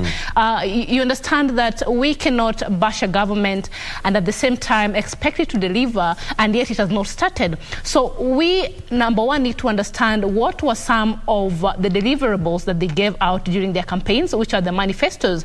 And if you ask me, there were things that were literally touching on the common problems that we face day to day as Kenyans, as they refer to their government as a serikali ya mwananchi. So as the common mwananchi, therefore, as we have talked about, the economic times being very hard for us, the price of unga being very high, and things this and this, and even the budget, we are expected to pay the biggest part of the funding of the 2022-2023 budget from our from our local, we call it revenue. Where is the money? We are just coming from a COVID-19 period where businesses were shut, where we had a lot of people losing employment and things like that. We need to see also what is the economic revamping plan for these particular sectors, especially the businesses. And even when you talk about raising or reducing the cost of living, rather, what is the plan for the agricultural sector? So for me, the president has a lot in his plate, but I believe when the president was saying that I'm going to get this election and I'm going to get it round one, everybody was asking how, and therefore he has proven that he has the how. And because he had the how of getting this presidency and he got it right, even legally, even through the Supreme Court, therefore I believe that he has a plan for this country. So what we need to do as people of Kenya right now is, number one, exercise our duty in a governance process that includes supporting the government, keeping it in check, asking questions, and also asking for service delivery, and asking when and when they're not able to deliver to us, especially on their manifestos, and giving the government time to deliver. Because I believe this administration, as Lydia said earlier, this might be the best president or the worst, but as well I'm banking on him being the best president this country has ever had. Very good. All right. Yes. It seems that all of us are speaking of the same script. But Lydia, let me ask you, the way Prof said, the process, what did you say? I didn't have the book. You quit on a process, you quit on results. Thank so you. Process is supreme. The process is one. Picking of the cabinet. Should we have politicians coming having politicians being in the cabinet or technocrats? What should happen at this particular cabinet? Because we've seen politicians leaving their positions, coming into cabinet, and then now you see, because I voted for you, I supported during this particular process, they say tumezoeana. So you tend to bring it down. And I start seeing you as this normal leader. We used to campaign, run around and all that. And you stop to deliver. What should happen at this particular point? Politicians or technocrats? Well, or a blend of both? I believe, I'm personally, my belief is that we should not have people quitting positions which they ran on and on which their constituents put their vote and put their faith, quitting to then go and execute a different mandate in the executive. I personally feel as though that is not fair to citizens. But I've also seen the president, for instance, Uhuru in 2013, struggle to have the cabinet understand the nuances of the political journey he had traveled and the commitments that he had given to Kenyans. And that initial cabinet seemed to falter in terms of being able to stay connected with the people. And so you saw what Uhuru did in the second term. He had to actually infuse a few politicians into cabinet I believe, to temper the debate within. You can imagine you're going for a cabinet meeting and there's no politician. Everybody there is a technocrat. You're likely to have a bit of an outcome that could be removed from the sentiments of the people. And so I think after the 10-year experience of Uhuru Kenyatta, I would go for a blended cabinet where you have just a dash, a sprinkle of politicians, while the rest of them would be technocrats. The other thing is, just as he's saying that when you quit on the process, you quit on the result. There's also this thought that came, I think, from Malaysia or Singapore, that you do not get what you expect, you get what you inspect. Okay? You do not get what you expect, you get what you inspect. You get what you inspect. Okay. So you don't just give people assignments and then you trust that they're going to execute it. You just there must be some follow-up to it. Unapatia fundi kazi, unamwambia aya, please build for me a house. But you cannot now be going after 2 years to say, where is my house? Yeah. No. You have to be going on a maybe weekly basis. You see, has the wall progressed? All right. Has the flooring been done the way we had agreed? So you get what you inspect. And I think the major difference between other presidencies and Ruto's presidency is that he is going to be inspecting that his ministers are doing what they have agreed. And I foresee that this is one president who is not going to be waiting for EACC or Parliament to sanction his ministers. He is going to be the one making the phone calls and saying, boss, but we agreed. We said this. And on top of that, he's going to be giving support. He's also a leader who provides the necessary tools and political goodwill that you require to do that which he's entrusting you to do. So he is a person who, for instance, once he appointed Gachagua, as he had put that as an example, that he made the decision to go with the Gachagua, even though there were murmurs within his own camp. But what did he do after that? He made sure that he created the necessary environment and ecosystem for Gachagua to actually thrive, to be able to lead the Mount Kenya teams, all right, the Mount Kenya politicians in the campaign in Mount Kenya. And then I got him to go for the debate. And you saw that he completely thrived in that debate. And that was the tipping point, really, in terms of Gashagua's acceptability across the board amongst Kenyans. So Ruto is a president who is going to inspect. He is also going to support his teams to deliver. And I think if you are in his administration and you're not able to deliver, you only have yourself to blame, because you will have the necessary ecosystem. From the way you're putting it, must be one of the hardest government to work in. Why? You have to deliver, or you be delivered outside. Unless you have your own problems, why would you not want to deliver for him if he's entrusted you with that? Because that's task? what you signed up for. If you want to be a cabinet secretary, you must be ready for that job. Alafu zile vikwazo utapata pale, if it's an issue of staffing, for instance, okay, if you have problems with officials or officers of government within your ministry, you have to figure out the challenges you're encountering, the solutions that you want to effect to be able to deliver, and you will know that if you go to him and tell him, Your Excellency, I want to deliver your manifesto, but I'm facing challenge 1, 2, and 3. Could you please help me sort it out? You are certain he will pick up that phone and he will make the necessary calls to resolve whatever challenges you have. Let me just get Prof's voice just on that note. Prof, yeah, go ahead. According to me, as my colleagues have said, I look at our incoming president as somebody who said one thing that is very outstanding, that I must have looked at the job description of what the president means. That will happen tomorrow.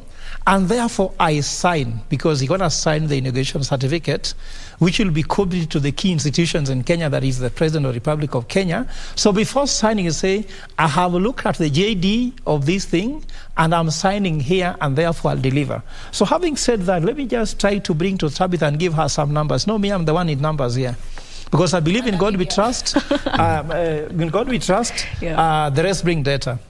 Look, yesterday, Rigathi Gachagua said, we gave William Ruto 47% of the total vote from Gema. 48%, isn't it?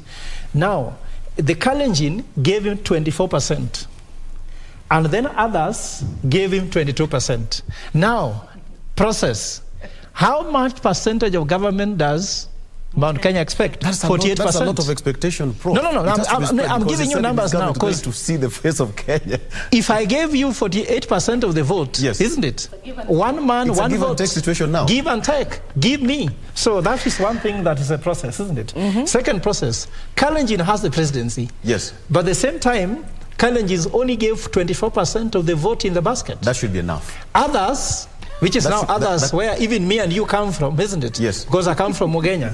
Now we gave 22%. What are we expecting? So that will be a process of appointing the cabinet and setting up government. So that's the political side of it. The technical side of it is very instrumental here because let me tell you what, we cannot run away from the fact that the president will gonna be a politician who needs to win this, what he calls second term, at the same time live to his commitment. So the balance must be there. But if you look at how the cabinet will be run, we still don't know the structure of government. There's a cap of 22 cabinet secretaries. 50 must be women. 50 must be women. We are also waiting for 50% of them to be women. So 11 women cabinet secretaries. We are expecting that from the president. At the same time, we're also expecting regional balance. Remember that Azimio's campaign was that we're uniting the country. Then Kenya Kwanza means put Kenya first. So also we expect that Kenya will be put first in all this appointment whereby no one will be left behind. In fact, I know, as I said, I've heard people crying about, we are in opposition. Let me tell you what, opposition is part of government. And in fact, everybody is in government, if you like. The only thing is which side of government. There's the judiciary, there's the legislature, there's the executive, and there's opposition. These are recognized by the constitution and also the citizens because they say that the sovereignty of the Kenyan people is respected by the constitution. So everybody have to play their role. But just to even emphasize Lydia's point here, if you look at how Deputy President has done his work before, you could be able to recognize some effectiveness there, some efficiency there. All the questions that have been raised by those people who are not in Kenya Kwanza, his work is to first falsify them. You said, I can't do this. Let me show you I can do that. That's the first task. But what is Kenyans waiting first? I think that's the most important. Immediately, inauguration takes place. But what is it? Is your priority? Yes. Is your priority going for cartels? I don't think so. Because you don't start by dealing with cartels. You start by setting up what is called economic policy. For example, in the issue of debt, maybe let me just weigh there. I've listened to the Kenya Kwanza people saying they will be borrowing, but they'll be borrowing to try to sort out the issues we have in our budget. And according to me, there's an article I wrote in the Standard, which I said, how the president needs to engage IMF.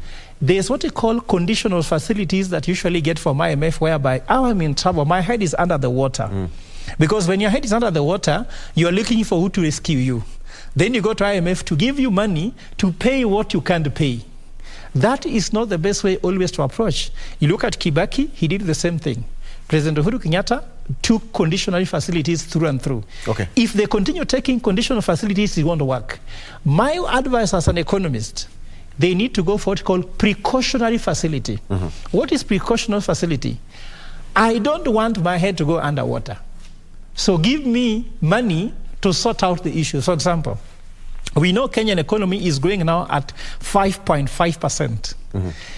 If you project that, if you continue going like that, given how things have suffered, for example, like Tabitha said, business has suffered, youth are not working, how much money do you need and which sector of the economy do you need to put the money to increase employment, increase national revenue, so that you don't borrow tomorrow, rather than saying, I won't borrow. Borrow to stop you from borrowing.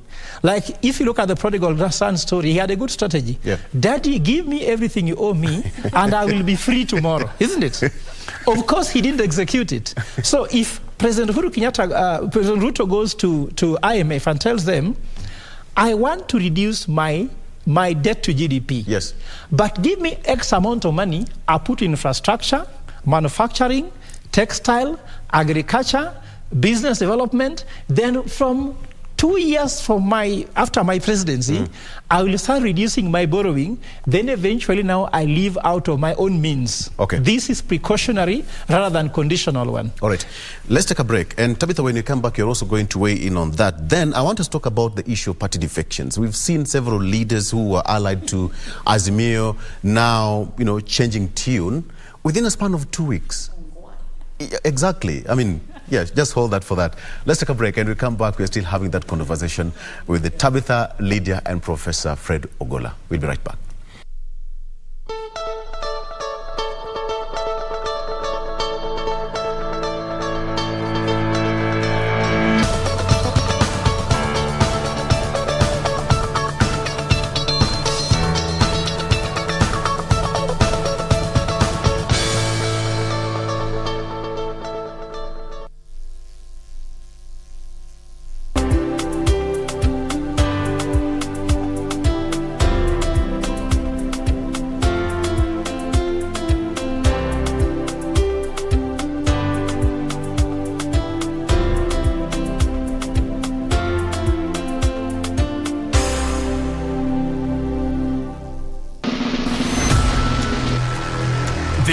game in town. It's a game like no other. It's captivating. It's fun. Entertaining and refreshing. Which year was the film released? Correct answer.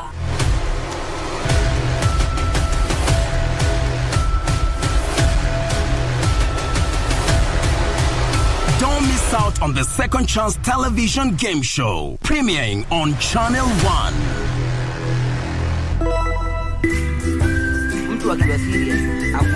Life cannot always be too serious. Yeah, man, what's up here? Hello? We've got to take some time off and laugh, and laugh. And we tickle you down with lots of laughter. That's why I'm saying I'm who is who. Huh? With satire like no other. Tell him to bring it on.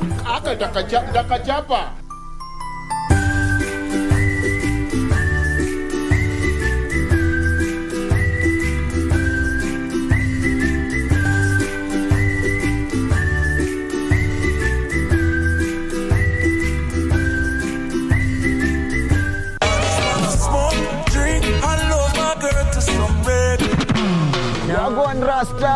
Kumbuka kila Monday ni Iris serving you nothing but the best in reggae music. Aisha ni yangu.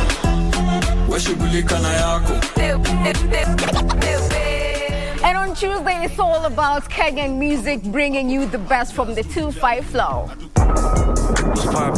Brand new wheel, just hopped in. And of course, to all you hip-hop heads, we've got you covered each and every Wednesday. Not forgetting, we've got some R&B on the side. Let me see the woman that is with you. Now, every Thursday, tunavuka border across Africa to bring you nothing but the best for Afro Thursday. Ready for burn up warning, someone's playing. And on Friday, we do it live with me, Emily Mbai. And me, DJ Koljax, on the ones and twos. Not forgetting DJ_Lizadiva Pale Pia. Make sure you get interactive from 4:30 to 6 p.m. Hashtag KBC Club 1. Walimu na wanafunzi mpo. KBC Channel 1 inakutoa darasani na kukuleta jukwani ili upate kuaminika. Asante Bwana Spika kwa kunipa fursa hii. Tayari kuwakariria shairi kwa kichwa. Kuelimika. Udhui gani ya lugha yanayojitokeza katika kauli hii ukirejelea mataifa mengi barani Afrika? Na kisha uburudike.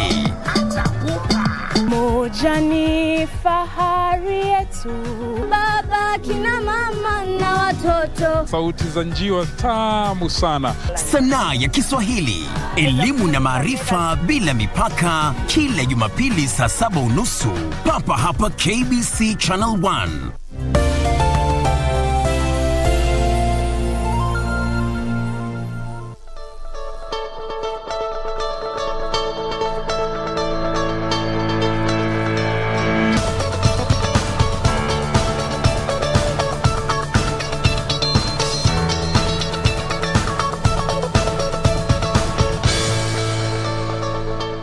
All right, we're back.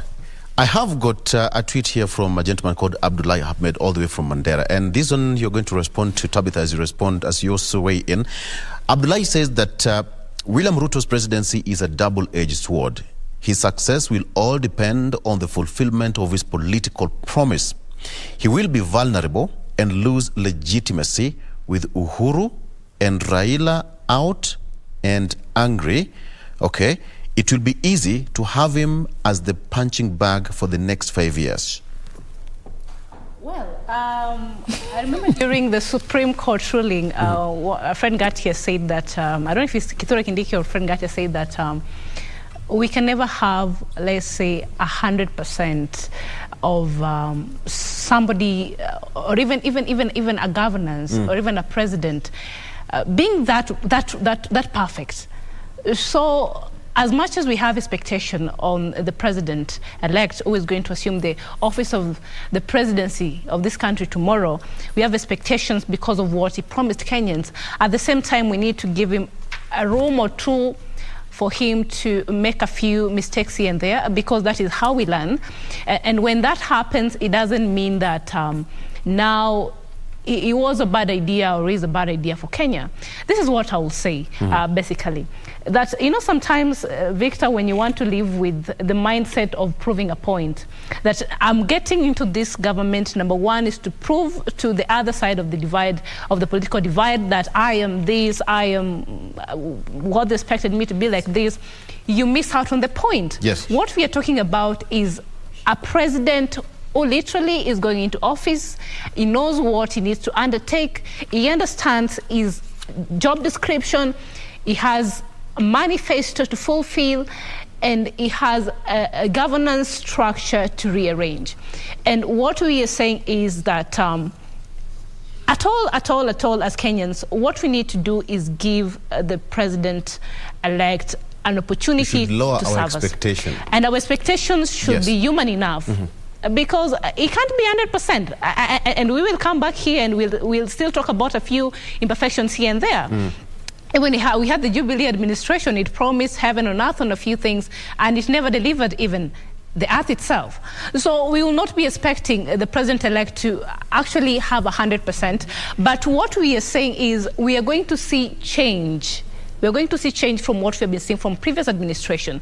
And maybe it might not come in terms of 100% delivery, but it will come in terms of having a leader who is decisive, a leader who undertakes, and as what leader was saying, this is going to be a hands-on leader, a leader whom when he delegates a duty, when we have an executive and is the head of executive and the executive is not performing, is able to call you out on a personal conversation and say, this is what we agreed as an executive, and when we are not able to fulfill it, then it means we are falling out and we are failing the people of Kenya.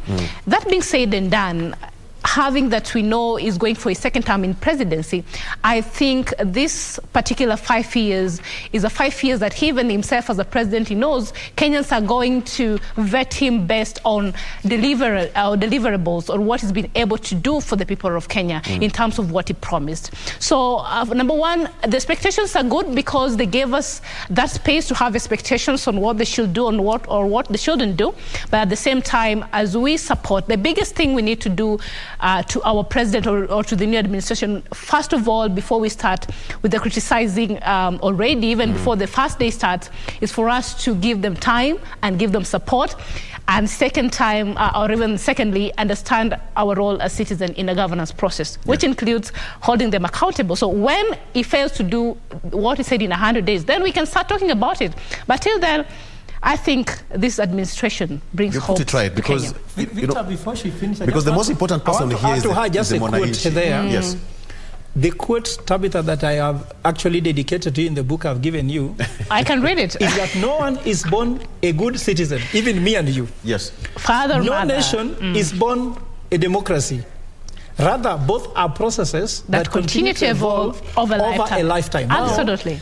What we want from the president is an improvement from the previous administration. We don't want him to be perfect. And the beautiful thing is that he has been an insider. He's not, and this is something I think we have to be thankful for as Kenyans, is that we have not had a complete departure of people who don't know the insides of the administration. So when they are coming in, they kind of have a picture of what they want to do. Remember when Kenyatta left, Moi was already part and parcel of the administration, and then he took over. He knew where the bottlenecks are, and he governed the way he governed.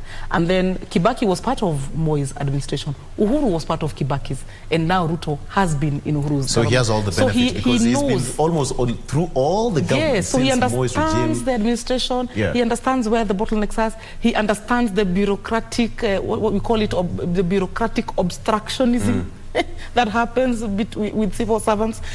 So he knows the solutions that he wants to effect, and he knows what to try to do differently. And maybe, Victor, let me just add something. When Professor here was talking about numbers, and numbers will determine what you get in the government. Of course, at the end of the day, even these cabinet secretary positions, they're political. We cannot sit down here and say we don't know how Kenya operates and its governance systems. They are political.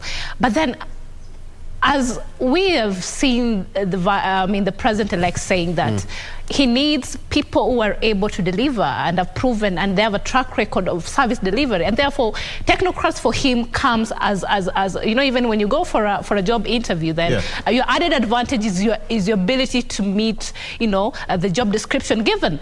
And therefore, we are expecting that even in his cabinet, we are going to have people who are able to deliver, because we cannot have a government formed with the people who have no clue whatsoever of what being a cabinet secretary for that particular ministry is all about. Secondly, I think what we are watching for on this new regime of presidency is how we are going to impact on our democracy and our democratic processes. For me, I'm looking forward to the 12 months promise of the president saying that we are going to ensure that we have the gender card played very well. If that is done and dusted, then we have adequate representation of women, the youth, persons living with disability, and we have the face of Kenya. And you realize that if he's going to do what he said, then we are not going to have, maybe because central Kenya, parts of Kenya voted, you said 48%. 48%. Then they're going to have maybe 50% of the cabinet secretary. We can't have that. Then that's not going to be an inclusivity. And we are talking about a president who, by all means, has said that every Kenyan matter in this administration. So I think that it's not going to be such of such of a conversation around here. I think this is going to be a government that represents the face of Kenya, because part of democracy, if you ask me, Victor, is when people choose to have different sides of, but because we will not be talking about Kenya being a multi-party democracy or state if we only support one political divide. So it's okay for Kenyans to have been supporting other different political parties or other different political candidates, but at the end of the day, it didn't mean that the president-elect was not a good idea or the best president for Kenya. And when we're going for the break, you were talking about what do we read in terms of, I can just weigh in that before you move to the next colleagues of mine. What we read in the defections from political parties, we have seen different members of Azimio One Kenya Alliance moving to Kenya Kwanza now that the Kenya Kwanza is forming the government. I'll come back to already. You've jumped into my script, but anyway, exactly. Just go ahead. Go ahead. Exactly. So what I must say, Victor, it's okay for us to have a very strong, we call it, what do we call it? Opposition. Opposition makes democracy strong. But then it doesn't do you any wrong to feel that you want to be part of the government and the government is open to everybody. Because if you ask me, it's only easier for you to vote for your people when you're present at the table where decisions are being made. So if a leader sees it twice, that for me, I can only be stronger or watch for my people's well-being, because we are talking about also delivering. Because this even MPs who are moving to Kenya Kwanza, remember, they had promised their constituents things and they want to be elected in the second term. And for them to have it easy for some of them, then they have to be part of the government. That is the only way they can push for some of these promises they made for the delivery. So I think for me, Victor, I will say in a nutshell that we have a freedom of speech and a freedom of movement. So let us exercise them both. It's democracy. You know, you've just opened that can for me. You've opened the lead, and now I'll throw it to Lydia straight. So, Lydia, what does it show? Because personally, my ink is not yet dry. Still here. I still have the... You get it? But leaders who did not make it, or some who made it back to, you know, different elected positions, are already now crossing the aisle to the other side, saying, you know, we are in the government, we are ready to support you. Let's take a classic example of people who did not make it, you know, to different elected positions, now claiming that they are supporting the president-elect. While in real sense, they were in Azimio just 2-3 weeks ago. My question to you is, does this really reflect the will of the people, or I go to you, or I come to you as an individual? So 3 things are at play there, Victor. One is that winners have many parents. Yes. How that saying goes? Success has a lot of fathers. Yes. Failure has orphans. Failure has orphans. So there is expected that there are people who just want to be associated with this winning team, all right? So that's one of the things that is in play. The second thing that is in play is there is what Tabitha has mentioned, that I'm a governor in Mombasa, I'm a governor in Machakos. I have certain things in my manifesto, such as EPZs, infrastructure projects, which I cannot be able to deliver with the budget that I receive. The only way I can deliver them is by partnering with the national government and having them allocate those projects to my county. And so therefore, it is a matter of my political survival and my commitment to my community to partner with the government to be able to deliver. That's the second thing at play. The third thing that is at play, Victor, is that Azimio, and let us admit it, was a contraption, all right, that was put there to stop William Ruto from becoming president.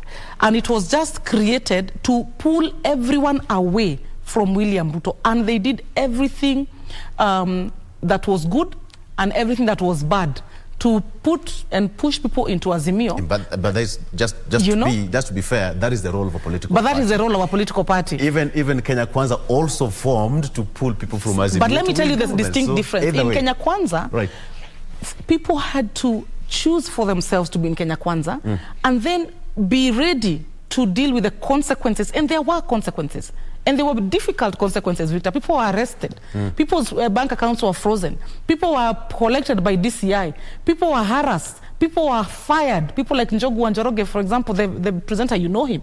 Okay? People lost jobs. So being in Kenya Kwanza was a matter of fortitude and choice. But being in Azimio, all right, was almost people were trying to hide there so that they don't have to face the consequences of having to go to the other side. So there was expected, for sure, if Azimio did not win, there was going to be a fallout. Remember also, Azimio was not very gracious in handling all these parts of the contraption that it put together. There are people like DAPK, that were feeling that they were being treated like watoto wa kambo. Hawa wa Northeastern. What's their name? UDM. They lamented, vehemently when they were within Azimio. You remember how Pa left Azimio, Kingi, and how Mutua and his Chap party left Azimio. It is those grievances that you're now beginning to see play out as people be like, hey, even Ebu, we go quickly. We did not belong here. We have never felt at home. We are getting out. So that is also something that is at play. And so what you're going to begin to see is a leveling out. And within the next maybe, let's say 3-4 months, people are going to now, the chips will fall where they may, and it's going to settle. We are going to have clarity about who is in the opposition and who is in government. And for me, that is all democracy. Lydia, before I come to you, Prof, you've put, when you started, for you, I'm a governor of county X or Y, and I need to deliver to my constituents. But before I deliver, first of all, I have to have a good connection with the national government. All county governments have their revenues given to them by the national government. Must I be close to the national government for me to deliver? So 2 things there, Victor, I'll tell you. And one is a sad one. Uhuru Kenyatta's administration used county disbursements as a political tool. So that if we are not getting along as governors, with you as a governor, your disbursements to your county from the National Treasury are not flowing to you the way they are supposed to. And I think that's one of the things that the Deputy President... I can't authenticate that. Right. You cannot authenticate it, but I'm telling you, I've been in government, so I'm telling you. So that's the one thing that happened. And I think one of the things that Ruto needs to correct is to, once the revenue has been agreed upon by the Senate, and it has been passed and the bill has been approved, let that money get out and sit with the governors. I don't know whether they can create maybe a special account or something, so that it's not at the behest of the executive whether that money is disbursed or not. Because I'll tell you, Victor, a lot of county governments will tell you they are receiving their tranches even 1 month to the end of the financial year, and all your programs have been running. So that's one of the issues. The second thing is that the Constitution has differentiated the roles and responsibilities of the national government and the counties. So there are certain things you might want to do. They're actually not within your purview. But your constituents, because you're the one proximate to the people, they want to see those things done. For instance, healthcare is under the county government, isn't it? Yes. But the construction of a hospital for example, or the construction of a level 5 or a level 4 hospital is not under your docket. But the people are looking unto you to have healthcare delivered. So what do? You have to create a partnership that will enable you to pool resources, because politics is a game of distribution of resources. So you have to play your politics right so that you're able to pool resources to your end and build that level 4 hospital that you need for your people. I see Prof is teaching there. So first and foremost, contributing to the whole idea of what to expect, let me start by saying that we hope that the cabinet will be made of the best and the brightest of Kenyans, because that's what I saw Deputy President talking about, the Singapore example, the Asian Tigers following, because you see Kim Wan-yung went to pick the best and brightest of Singapore and brought them to work. We are hoping that's what will happen in government, and as he said again, that's a process, because you cannot go to the office and fire everybody and replace them overnight. So that will take a process. So now going to the issue of this tectonic shift happening here and there. I would say, first of all, it's an opportunity for those who are seeing this movement, because if somebody has moved from Azimio to Kenya Kwanza, there's a gap. So instead of complaining, let's see it as positive for those who have political ambitions. Start building your base in James Ongwae's base. Go to those who have moved to Kenya Kwanza, fill the gap instead of complain, because you can sit down there and complain forever about what are you doing. The questions can come to you. Because as I told you during the break, when you move from one place to the other, your value drops. Like I was giving an example, for example, if you are working in a certain, let's say, for example, I was talking about, for example, a man dating this girl, then he drops this girl, moves to the other girl, his value begins to drop as he's moving away, and of course, ladies as well. And at the same time, in politics, if you are supporting Azimio full-handedly, when you move from Azimio to go to Kenya Kwanza, it looks like you're betraying Azimio. But you know what? Even the person who receives you on the other side knows that you can't be trusted. And you can leave them at... Because now there is a bit of some uneasiness in Kenya Kwanza. Because if you left Azimio, because Azimio has lost government, what if things go wrong for the president-elect? You'll also leave him. So which means that you have a price and you're moving as things go by. That's my second point. Are they genuine then? Sorry? Are they genuine? No, they are not, because see this. I don't think you can use one broad stroke for all of them. There are some who, for instance, I can tell you, the ones who, because this particular political season has had its own dynamic, there was a lot of intimidation, a lot of threatening, a lot of using institutions of justice to intimidate. So that is how you found a lot of unwilling participants within Azimio who are now saying, phew, we are now free of this thing. So the genuineness... Let me get Tabitha's voice. So the genuineness, because I was... let me finish. The genuineness of everybody... You're on your feet on the floor. Yes. All right. The genuineness of these people, only God can tell, because we are not here to judge them. But as you said, if they were not in freedom, they are not. Actually, there's a time I wrote an article that these people who you call selfish leaders, self-seeking leaders, should not be taken seriously by the citizens. Because if you... I heard someone says that, me, I'm moving to this coalition because my wife and children has told me. Me, I'm in this coalition because my constituents tells me this is the way to go. Who is the leader? Is the tail wagging the dog or the dog wagging the tail? Because that's a very important question. As a leader, you lead your people in a direction you believe in. So by the time they were in Azimio, did they believe in Azimio, or they were just there because they thought there was some benefits? And now because benefits have shifted, they move. Because as a change experts, we said, change takes place if you change the beneficiaries and the benefits. So they are still the beneficiaries and the benefits are the same, which means there's no change. Now, the other point I wanted to put across here, which is very important, when I finish on this one of moving, what is important is in leadership. And I want to falsify my idea here, Lydia. Let us believe this. When you promise something as a member of parliament, there's something important in decision making. Commit what you can do within your sphere of control. Don't promise somebody that I will do this if that happens. I can't tell my wife I'll be faithful to you if there's no beautiful woman more than you outside there. That is not a good promise. I will be with you under all circumstances. So if you promise as a governor, I'll give infrastructure, promise what you can deliver with your resources, with your self-control, not promising what you leave if something happens. I hope your wife is not watching. Please repeat that. Yes, I won't repeat now. We take back. That's what I take back, yes. Okay, let's take a break and we come back. Tabitha, again, it's always lands on you, all right? I know. Okay, let's take a break. When we come back, we are having the last, your last round of comments. But then there is this bit I want to ask you, Tabitha.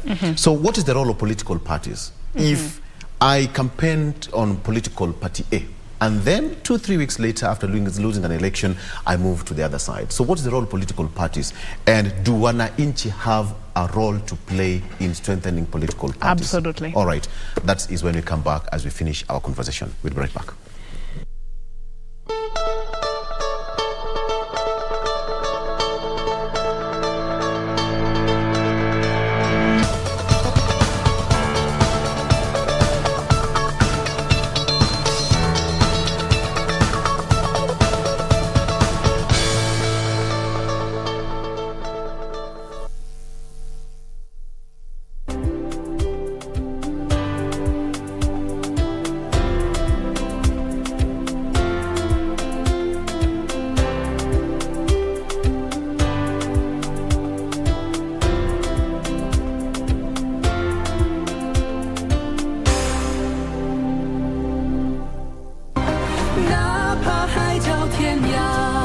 Father, I don't really like that lady.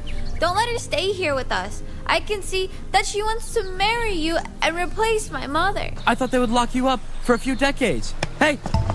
You're the one who gave me the idea. You really scared me. And you, every time I see you gossiping. Glad I didn't marry you. Your mother isn't coming back. Why not? Didn't you say as long as that lantern keeps burning, Mother will come back one day? The flame went out. What happened, Father? Did Tanner not get over?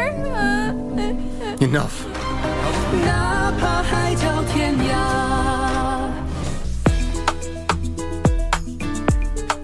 Aya, ile mshtuko nikashindwa, watu wamekata usingo. Kwa nini analeta mimi shule? I want us to cooperate together. Cooperation ni ile ya serikali. Sio hiyo unamaanisha. Mimi ndio mwalimu ama ni wewe? Changanya mimi Monday, Jumatatu na Tem. Tofauti na gani?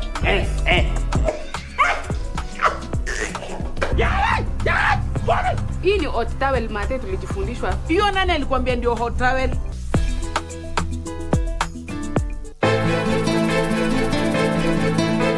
Kate anajua kila kitu kuhusu issue ya Jackie. Hebu tazame tu vile alikuwa wasiwasi. Mama, siwezi kusema ndo niliumiza. Najua kwamba wewe ndo ulimteka nyara Jackie. Na sasa yuko huko ndani una wasiwasi hata usingizi upate. Babako ataka kuwaona watu wako, lazima aone. Mbona nakisia kama ambaye uhusiano wako wewe na hii familia ya Divu unaelekea karibia mwisho?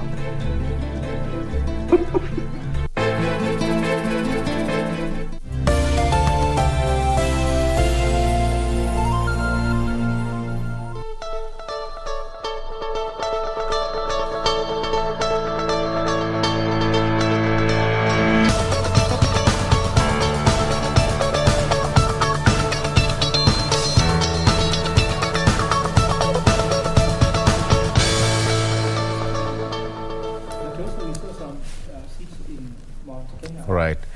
Welcome back. Tabitha?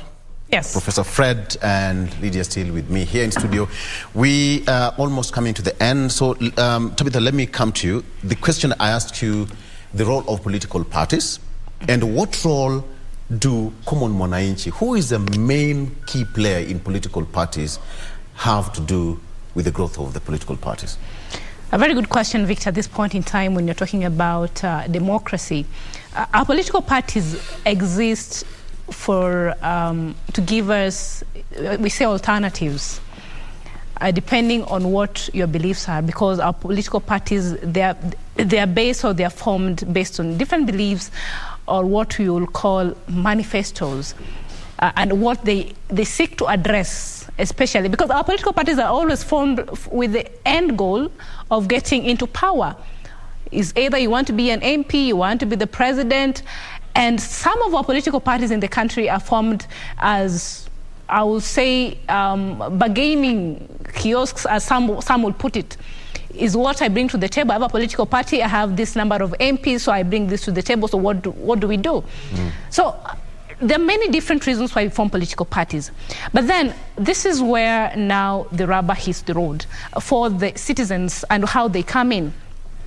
Now, when we go for the elections, like we just did our election on 9th of August, we decide to, sometimes there are people who will vote for a specific person who is vying for a different political seat based on the political party. And therefore, for that particular reason, it does not matter how well you are able to deliver on your promises.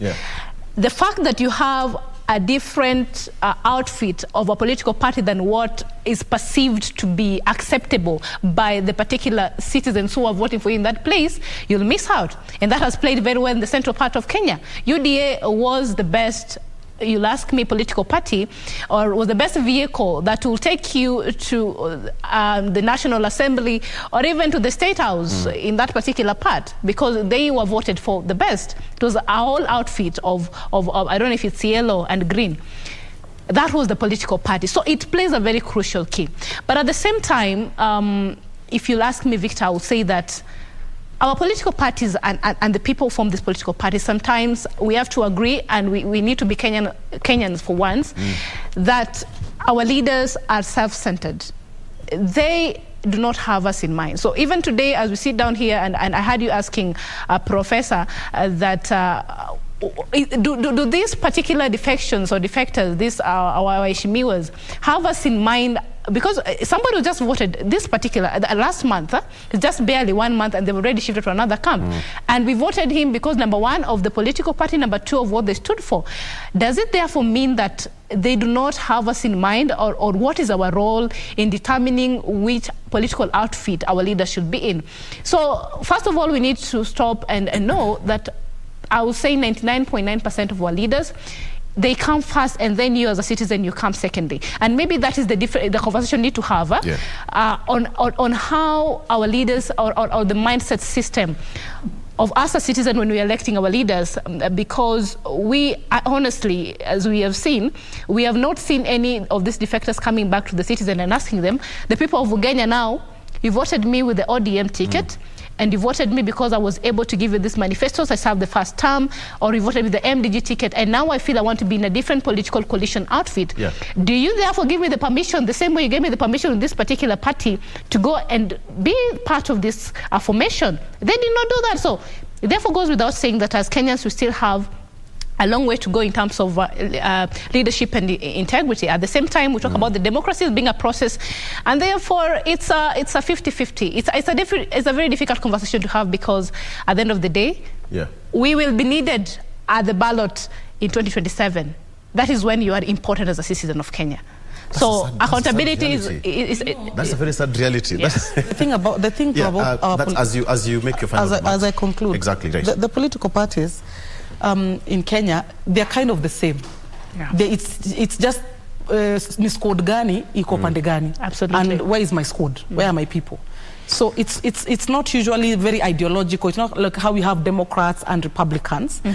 But actually UDA this time defined a very separate agenda that was bottom up, predominantly economic change and economic reform, and a lot of Kenyans bought into that ideology. So going forward, we don't know whether we are going to begin to see a kind of like a shift. Also remember that both of these teams were coalitions, okay? There was Kenya Kwanza coalition, and then there was Azimio. So political parties are remaining as entities, but then it just depends on where they are placing themselves under which coalition. So we are getting into this coalition politics as opposed to primarily political parties. So you'll find ODM as a political party, there isn't a lot of movement out of ODM. Yeah. What there is movement out of the coalitions into these coalitions. And that there are many dynamics to that. The dynamics include stakeholder management, how much of a voice you have within that coalition, how well you're able to augur and blend well with each other and pursue one goal. So I think judging coalitions the same way you would judge, say, a political party would be to miss the point. And I think what we can wait is to see whether Kenya will evolve into a space where, for instance, in this particular election, we had two distinct ideologies, which is not usually what you get to see. Prof, you have only 30 seconds because she's squandered your minutes. Did I? That she did donate to you. All right. Yeah, so I think that political parties are vehicles to power. And I want to tell the people of Kenya that now watch the space whereby political parties use that thing to take someone to power. And for example, the by-election which is going to happen in Bungoma for senator, I would urge you to even vote in an independent candidate than a party, because parties will betray you just like they continue betraying people. Use the person you want to vote to represent you, because they can give their allegiance to you. I see, for example, there are so many people lining up to run there. I saw a friend of mine called Enoch Opara. He wants to run on independent. Maybe independent is the way to go. When I finish, my closing remark is the following. Now, I just want to finish it totally now. A government is not meant to solve your problems, Kenyans. A government is meant to create an enabling environment for you to thrive. Let us not spend too much effort in criticizing the president-elect. Let us focus on which enabling environment is he creating the private sector, public sector, and all sectors across the divide to be able to thrive. That's what a government is meant to, because the government was never meant to solve your problem. Thank you. All right. Tabitha, allow me to do this. I want to break the protocol and just give you 5 seconds each. Tomorrow, I know we'll meet here in the next government. Yes, God absolutely. willing. What should we expect? 5 seconds. Tabitha. I think tomorrow what we need to expect is seeing the government. Tomorrow is day one, because they said immediately the ball will be rolling. Let me just say this there, just in 1 second. Like what professors just said, this is a new government, and as we said, we also have a role in enabling as we say, the government gives us an enabling environment for us to operate and things like that. We also need to create that enabling environment for the government of the day to operate effectively and to deliver. And I was looking at something here just in your book, a very good quote from chapter 4 of this. It's called Strategic Thinking by Professor Ogola. It says, "Those who love peace must learn to organize as effectively as those who love war," by Martin Luther King. Thank you very much for having us, Victor, this morning. Okay. I'll have to look for that chapter. Doctor, Prof. Mine is that let us expect a government that will be different, because we have seen the president-elect criticizing his boss. They fell out with each other. Let us expect him to correct what his boss didn't do. For example, he said his boss never gave him opportunity to serve as deputy president. We expect him to allow his deputy president-elect, Rigathi Gachagua, to work. We expect all arms of government to work. He says that the outgoing president was not decisive. Let him do that. We expect some change in GAD, because the people who looked in different direction in their last 5 terms cannot be able to look in the same direction when now they come to office. So we expect change of guard. Also, we expect change of, let's say, delivery in this kind of government. Thank you. Lydia, thank you. Tomorrow, we expect to see a full stadium, I think, at Kasarani. Yes. We expect a very enthusiastic crowd. I hope to be there. I might be in the terraces somewhere there. I want to feel the energy in the stadium. I think we expect Uhuru Kenyatta to show up, so that he can hand over the sword, for the president to take up as the president. He just needs to be sworn in, but for him to be recognized as the commander-in-chief of the defense forces, there is that ceremonial sword that is handed to him. A copy of the Constitution. Yes, now giving him that authority over all the armed forces. I think we expect to see that, and I look forward to seeing KBC broadcast for us exclusively. And that's how Kenyans will be watching just to KBC. say something. No. The handing over of all regalia is just ceremonial. Okay. Yeah, it does not remove the legitimacy of the presidency. Okay. Thank you. Thank you so much. We've completely run out of time. My director is on my ears. Thank you so much. We've been with Lydia Bathia, who is political advisor, youth and gender ministry and public service, gender, senior citizen affairs and special programs, founder of and political analyst. Thank you. And of course, we have got Professor Fred Ogola, who is strategy and governance expert, Strathmore University Business School, and Tabitha Ogutu, he's a political analyst with lots of years of experience. Thank you so much, ladies, for coming, and gentlemen, for coming to the show. We will be having that event live tomorrow at the Moi Sports Center, Kasarani, and of course, Kenya is watching. Good morning. Kenya's watching.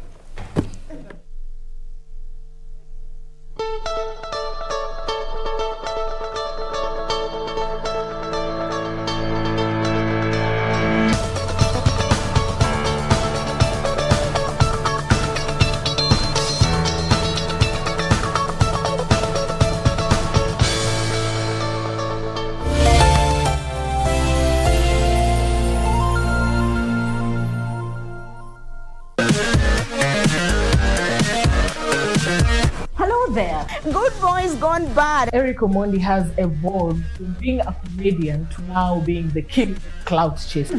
How does a gospel artist make money? Jaguar wept again. Anaweza kuwa celeb, anaweza kuwa na followers, but it's a time for artists to make bank. Right? How is your relationship with Zari, considering that she dates young? These are accessories. They do not make... Slap the guy. Yo, what's up? My name is Ted Josiah. Mashallah. I'm watching Pop Culture with Adhiambo with a Y.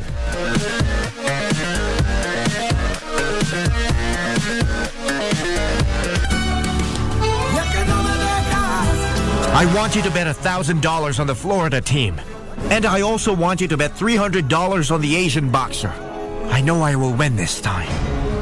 Don't you think your remark is out of place? No. No? Well, of course he was.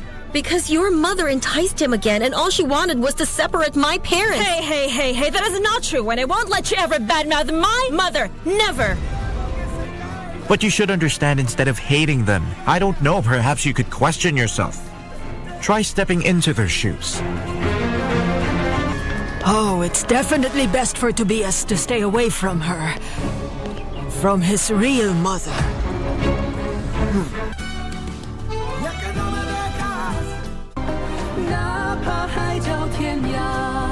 Father, I don't really like that lady. Don't let her stay here with us. I can see that she wants to marry you and replace my mother. I thought they would lock you up for a few decades. Hey! You're the one who gave me the idea. You really scared me. And you, every time I see you gossiping. Glad I didn't marry you. Your mother isn't coming back. Why not? Didn't you say as long as that lantern keeps burning, Mother will come back one day? The flame went out. What happened, Father? Did Tanner knock it over? Enough.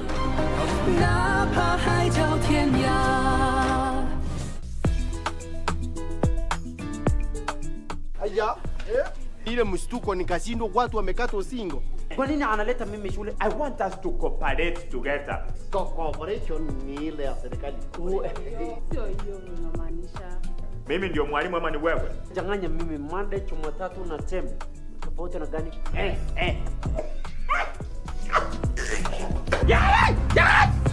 Hii ni hot towel mate tulijifundishwa. Hiyo nani alikwambia ndio hot towel?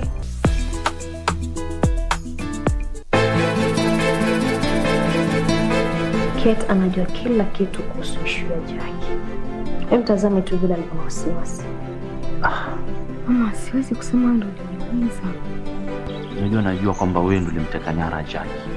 Na sasa yuko huko ndani una wasiwasi hata usingizi upate. Babako ataka kuwaona watu wako, lazima awaone. Mbona nakisia kama ambaye uhusiano wako wewe na hii familia ya Divu unaelekea karibia mwisho?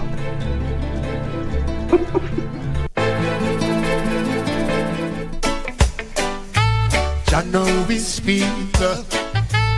I know we speak up.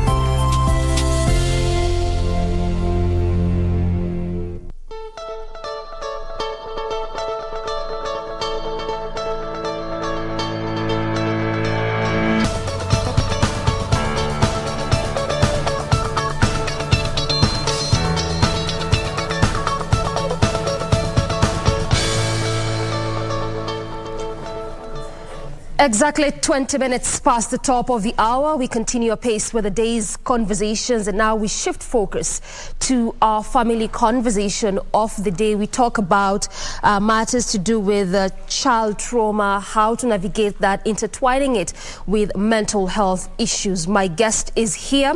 That is Dr. Eunice Menja, who is a counseling psychologist, and she'll be helping us unpack this conversation all together. Karibu sana to the program, Daktari. Thank you very much for having me here again. Yes. You're more like now a resident, kind of. Yes. To discuss matters to do with mental health. And I love it. I love it. Yeah, it's part of my calling to do this, and I love doing it. It's your area of interest and passion. It is my area of interest. It became my area of interest, I think, the last 20 years. But now it has become very, very clear that this is what I need to do after doing my dissertation. Yes. All right, now before we get to trauma, let's just start with your expertise and prowess. I mean, you have over a decade just working and dealing with children, families, communities. And I'd really want to get your perspective when it comes to working with children. How is it working with them, and which specific areas do you really focus on? Working with children requires a lot of patience. I started working with children as a Sunday school teacher, but when I went to the US, yes, I actually took my bachelor's degree in human development and family science.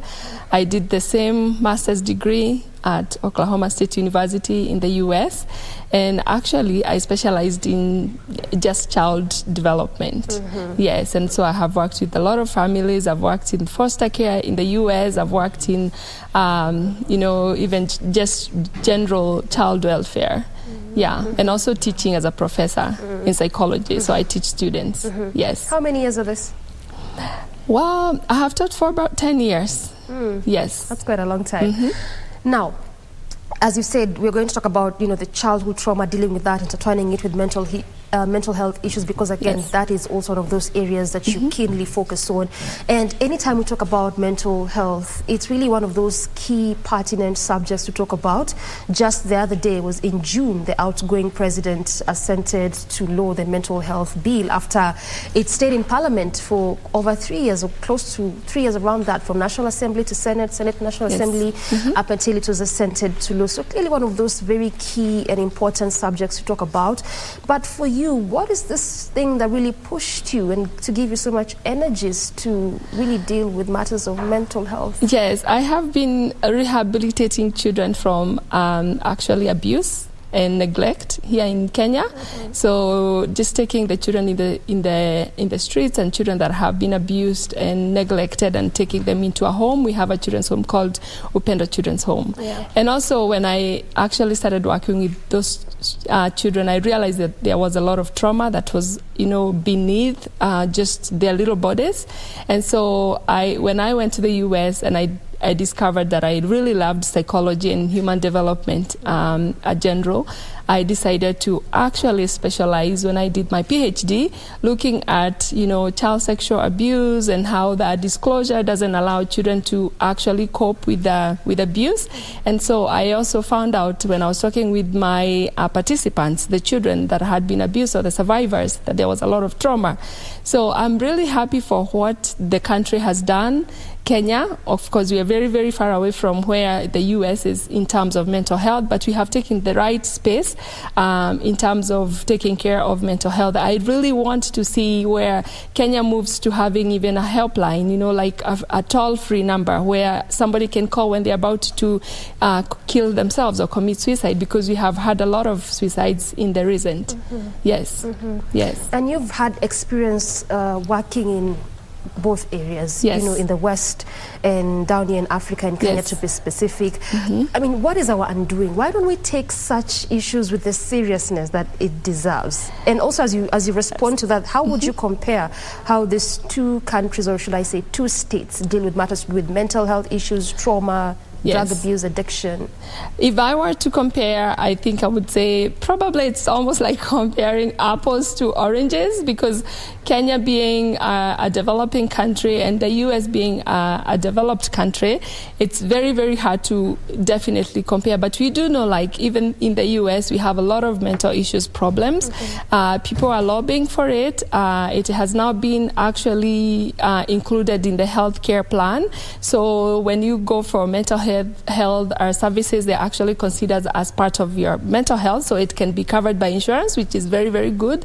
When I did my marriage and family therapy courses, that was one of the things that our professors actually stressed on, that we have to be advocates for our clients and be advocates of our communities, and that's what I have been doing. But then when I actually brought the childhood trauma training workshops here in Kenya from the US with a lot of other expertise, I found out that I was helping America, which is already having a lot of resources, but then I found out that my family members, my loved ones here in Kenya, were also suffering. So that is why actually I started Ponka Health Mental Health Clinic. So some of the things that I know, like even in the US, actually suicide is the second cause for death for children between 9 years to 25 years. So that is very, very high, as in being a risk factor. One of the things that actually children die often in the US is because of suicide. Number one being car accident. So in Kenya, I want to say I'm not sure because we don't have a lot of data, but World Health Organization have actually, recorded that we have about 700,000 that killed themselves in a year. So in Kenya, we have to do a lot more research, not just, the things that we watch on social media. But what I know is that in the US, we have a lot of resources. As I said, we have a toll-free number. I actually know it off head because I talk with a lot of people. It's 1-800-273-TALK. We would love to have such a number where when you're in Kenya and you feel like you want to end your life, you can call that number and it is not charged on you. So the government can come up with that because you have people online that are always wishing to help you, or trained therapists that can actually reach to you and tell you that it is not time to kill yourself, you shouldn't kill yourself, and give you at least those coping mechanisms. What I have realized is that of course, in Kenya, we know that when people post on social media, whether they are joking or not joking, you will see that people actually put more fire. So you say, I want to commit suicide, and people start asking you on social media, what do you need to kill yourself? Can I send you money to buy poison and things like that? So we need to educate our communities. The last time I was here, we talked about being trauma-informed, society or community, to whereby when you are talking to any human being without noticing without them telling you that they're going through trauma, we should always be sensitive and of course show empathy and compassion. Yes. Well said. I mean, and we can clearly agree, and also much has been said in respect to that, for policies, we have them. We have just minutes ago talked about the mental health bill that really got a push from Parliament just for it to be assented to law to protect persons, with such kind of challenges. But we keep saying oftentimes that the problem is not that, because ideas we have, policies, they're already on paper. The problem is implementation. Where are we missing it? I want to say that when it comes to mental health in the US, having been trained even with my master's degree, when I said I wanted to become a therapist, I was sent back to class. That is the first thing. We have a lot of ideas, but sometimes you'll find that even here in Kenya, we have not streamlined the mental health care as in terms of controlling, even in terms of qualifications and things like that. That need to be streamlined first. We have a lot of laws in Kenya. Again, we know that they are sometimes they're never implemented. We do have laws to protect children from abuse. We do have laws to protect women from domestic violence, but most of the times when it gets to the ground, they're not implemented, they're not enacted, and people don't feel safe.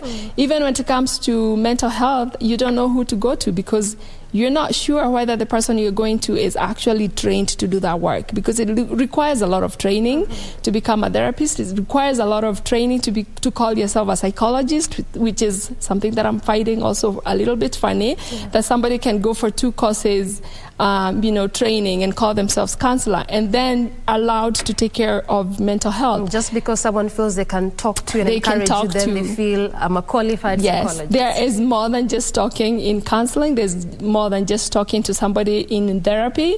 Just like cancer, we need qualified doctors or qualified therapists that can actually take care of somebody, because mental health is not something that you actually see. It's not something that you can test using a laboratory equipment. So it is something that really needs a lot of training and somebody who is qualified to sit down with somebody and actually assess and use the right tools to make sure that that person is protected and they can feel safe, because we need a safe community. Just the other day, and it's something that I actually shared on my social media, I'm still grieving because one of my daughter's best friend committed suicide in Canada. She was from Africa. So we're talking about childhood trauma that follows people all the way up to that adulthood. This wasn't a kid that she slept in my house many times. I couldn't tell that she was depressed. I didn't know that she was depressed. But I wonder if you are I am a trained therapist. Because imagine. You can look at somebody and know that they are stressed or they are carrying some type of trauma or they are depressed.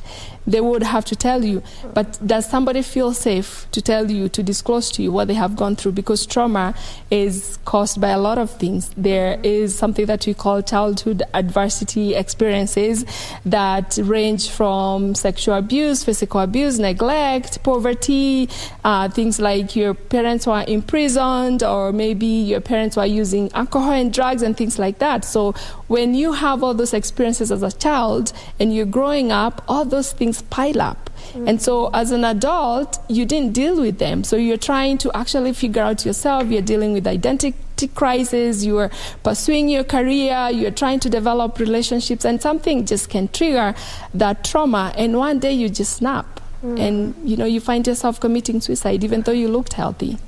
It's really quite a lot. And sorry for your loss.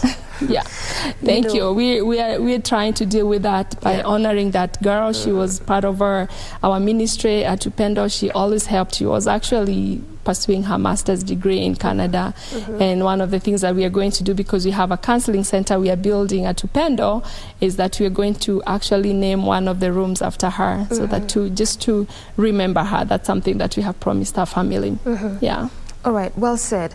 And also then, yes, you are in that position. And as we said, you are a trained psychologist, trained counselor. You have practiced this in 10 years plus. But even at that, you still couldn't really quite detect. So now, in hindsight, when you look back, what are some of those things that perhaps you saw that you could even perhaps a viewer who's watching or a parent that, those things that they would perhaps spot even in their children, that they would need to ensure that they take care of them before they become stories that we'll now be talking about later in respect to the things they've gone through in life that would say these are now signs of trauma? There are there might be a million of symptoms, but just to summarize them, and I think I summarized them in my little book that I wrote in the US after dealing with a lot of families that have gone through the same issue of suicide and depression.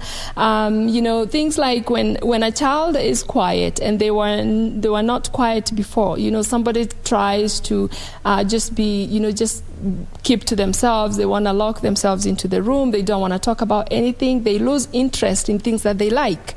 Maybe it's a child that liked to play soccer, a child that liked to dance or something like that, and all of a sudden they start saying, I don't want to go. Other things like, when a child comes home... And at this point, it's with no reason? With no reason. Okay. So that's the time now when you have to start that relationship. You have to have that relationship whereby you can actually notice that your child is not okay. Loss of appetite is one other thing. When a child is crying all the time and there's no reason, sometimes it's loss of appetite. A lot of times is, just having headaches from nowhere and stomach aches, and they are actually even throwing up. It's a sign of something is wrong if it is not a medical issue. So if you have a relationship with your children, especially parents, I know that parents here sometimes get to be very busy.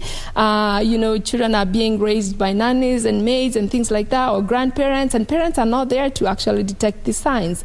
You have to know your child enough to actually actually read those signs, those symptoms, so that you can tell when there's a difference in emotions, in their behavior, if they look sad and things like that. And sometimes kids don't want to get out of their room. They don't want to take a shower. Those are also some of the other things that you can actually look up for.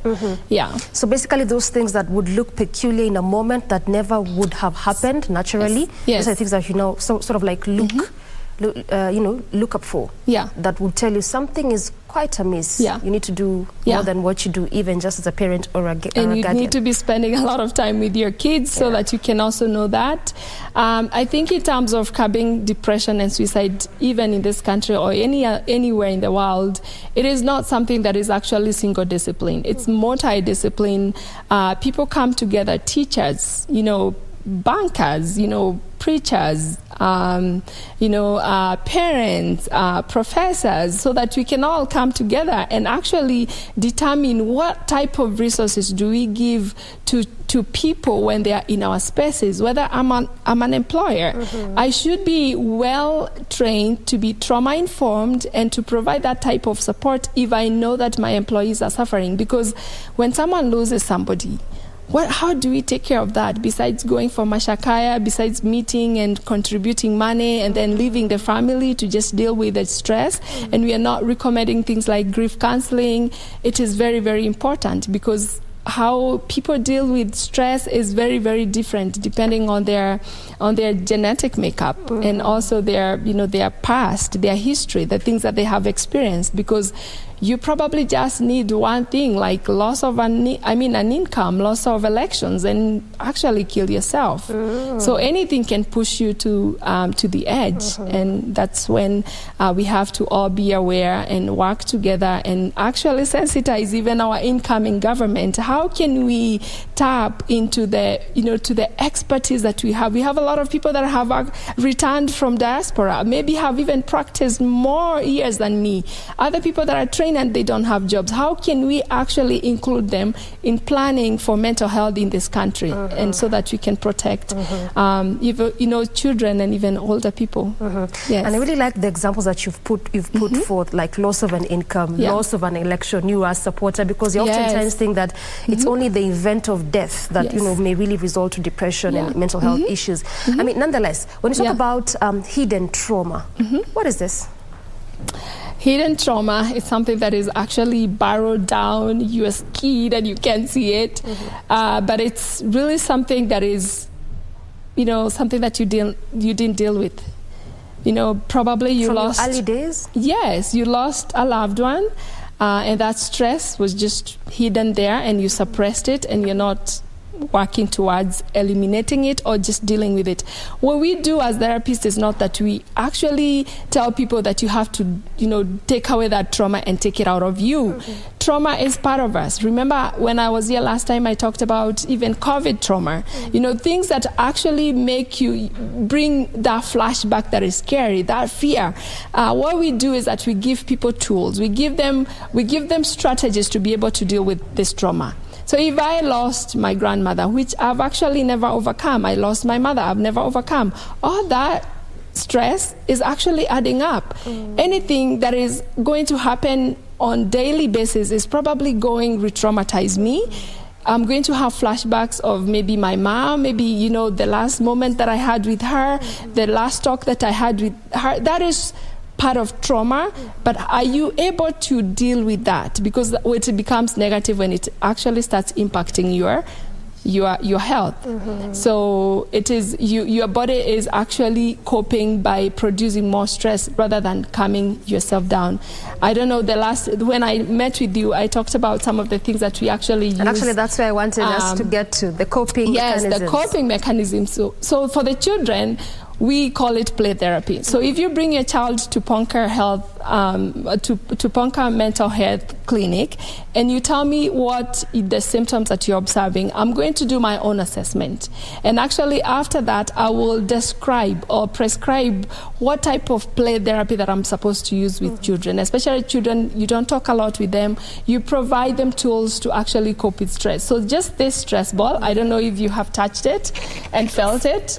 It's something that you can actually buy it from any store, I think from most of the toy stores. Just before you go on, this is how you work yourself around it? Just work with it, and sometimes It actually does feel nice. Yes, so when you are telling a child to talk about maybe some of the, maybe most tragic event that happened. The other day I had a teenager that came to our clinic, and they actually had witnessed their mom being hit by a car. So an accident happened, and she was a witness, and their mom ended up dying. And she's never dealt with that. 9 years down the line, she has tried to commit suicide twice. So when I give her that ball, even though she's a teenager, I was trying to tell her, take out your anger, and every time you feel like you're angry, squeeze that ball. Just like this? Just squeeze it. Close your eyes and squeeze it. Deal with that anger. What is the effect of this? Just doing this? It is a sensory tool, so it actually works together with your senses to send, of course, your, the neural system sends a message to your brain, and it actually produces, that hormones that help you to calm down. We also have other things like just Legos that we give to especially kids. Sometimes, when I'm teaching even college students, I know that there are students that will bring these tools. A lot of times teachers think that children are not paying attention. And so you want to tell, keep that toy away, you're not paying attention. But what that child is probably doing, they're taking their mind away from that trauma. So it probably is a tool that they are using to help them cope. So instead of telling that child to put that toy away, try to find out as a teacher or as a parent, why are you not paying attention? Are you okay? What does that make you feel when you're squeezing that ball in the classroom? Because maybe they're dealing with something like something traumatic, abuse, or even a death in the family. Yes. And I'm so sure there are perhaps various other tools, but since you're pinched for time, I have very many toys. You're already pinched for time, and I can already hear my director saying that we need to exit the stage. And perhaps you can explore more of those tools, coping mechanisms momentarily, because as we said, this is a conversation that cannot end. We are still in that space, and so the more we talk about it, the better for us. Nonetheless, asante sana for making time and just talking to us a bit about what we can do in respect to moving away or living, and the different coping mechanisms we can employ even as we deal with this.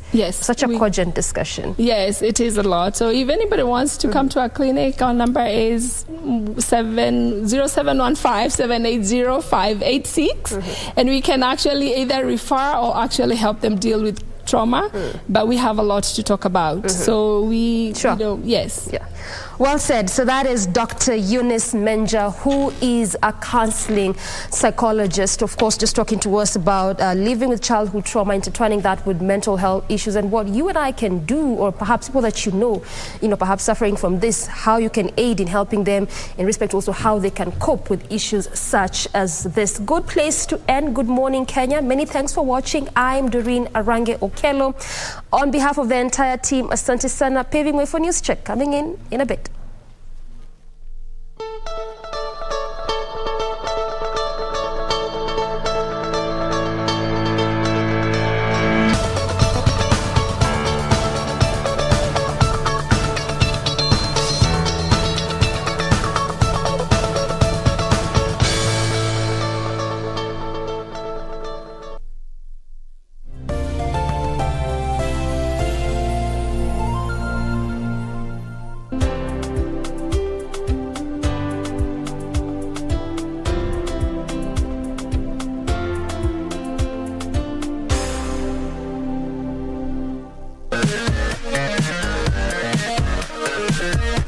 There. Good boys gone bad. Eric Omondi has evolved from being a comedian to now being the king of clout chasing. How does a gospel artist make money? Jaguar wept again. As a celeb, as a followers, but it's a time for artists to make bank. Yes. How is your relationship with Zari, considering that she dates young? These are accessories. They do not make... Slap the guy. Yo, what's up? My name is Ted Josiah. How much? I'm watching Pop Culture with Adhiambo.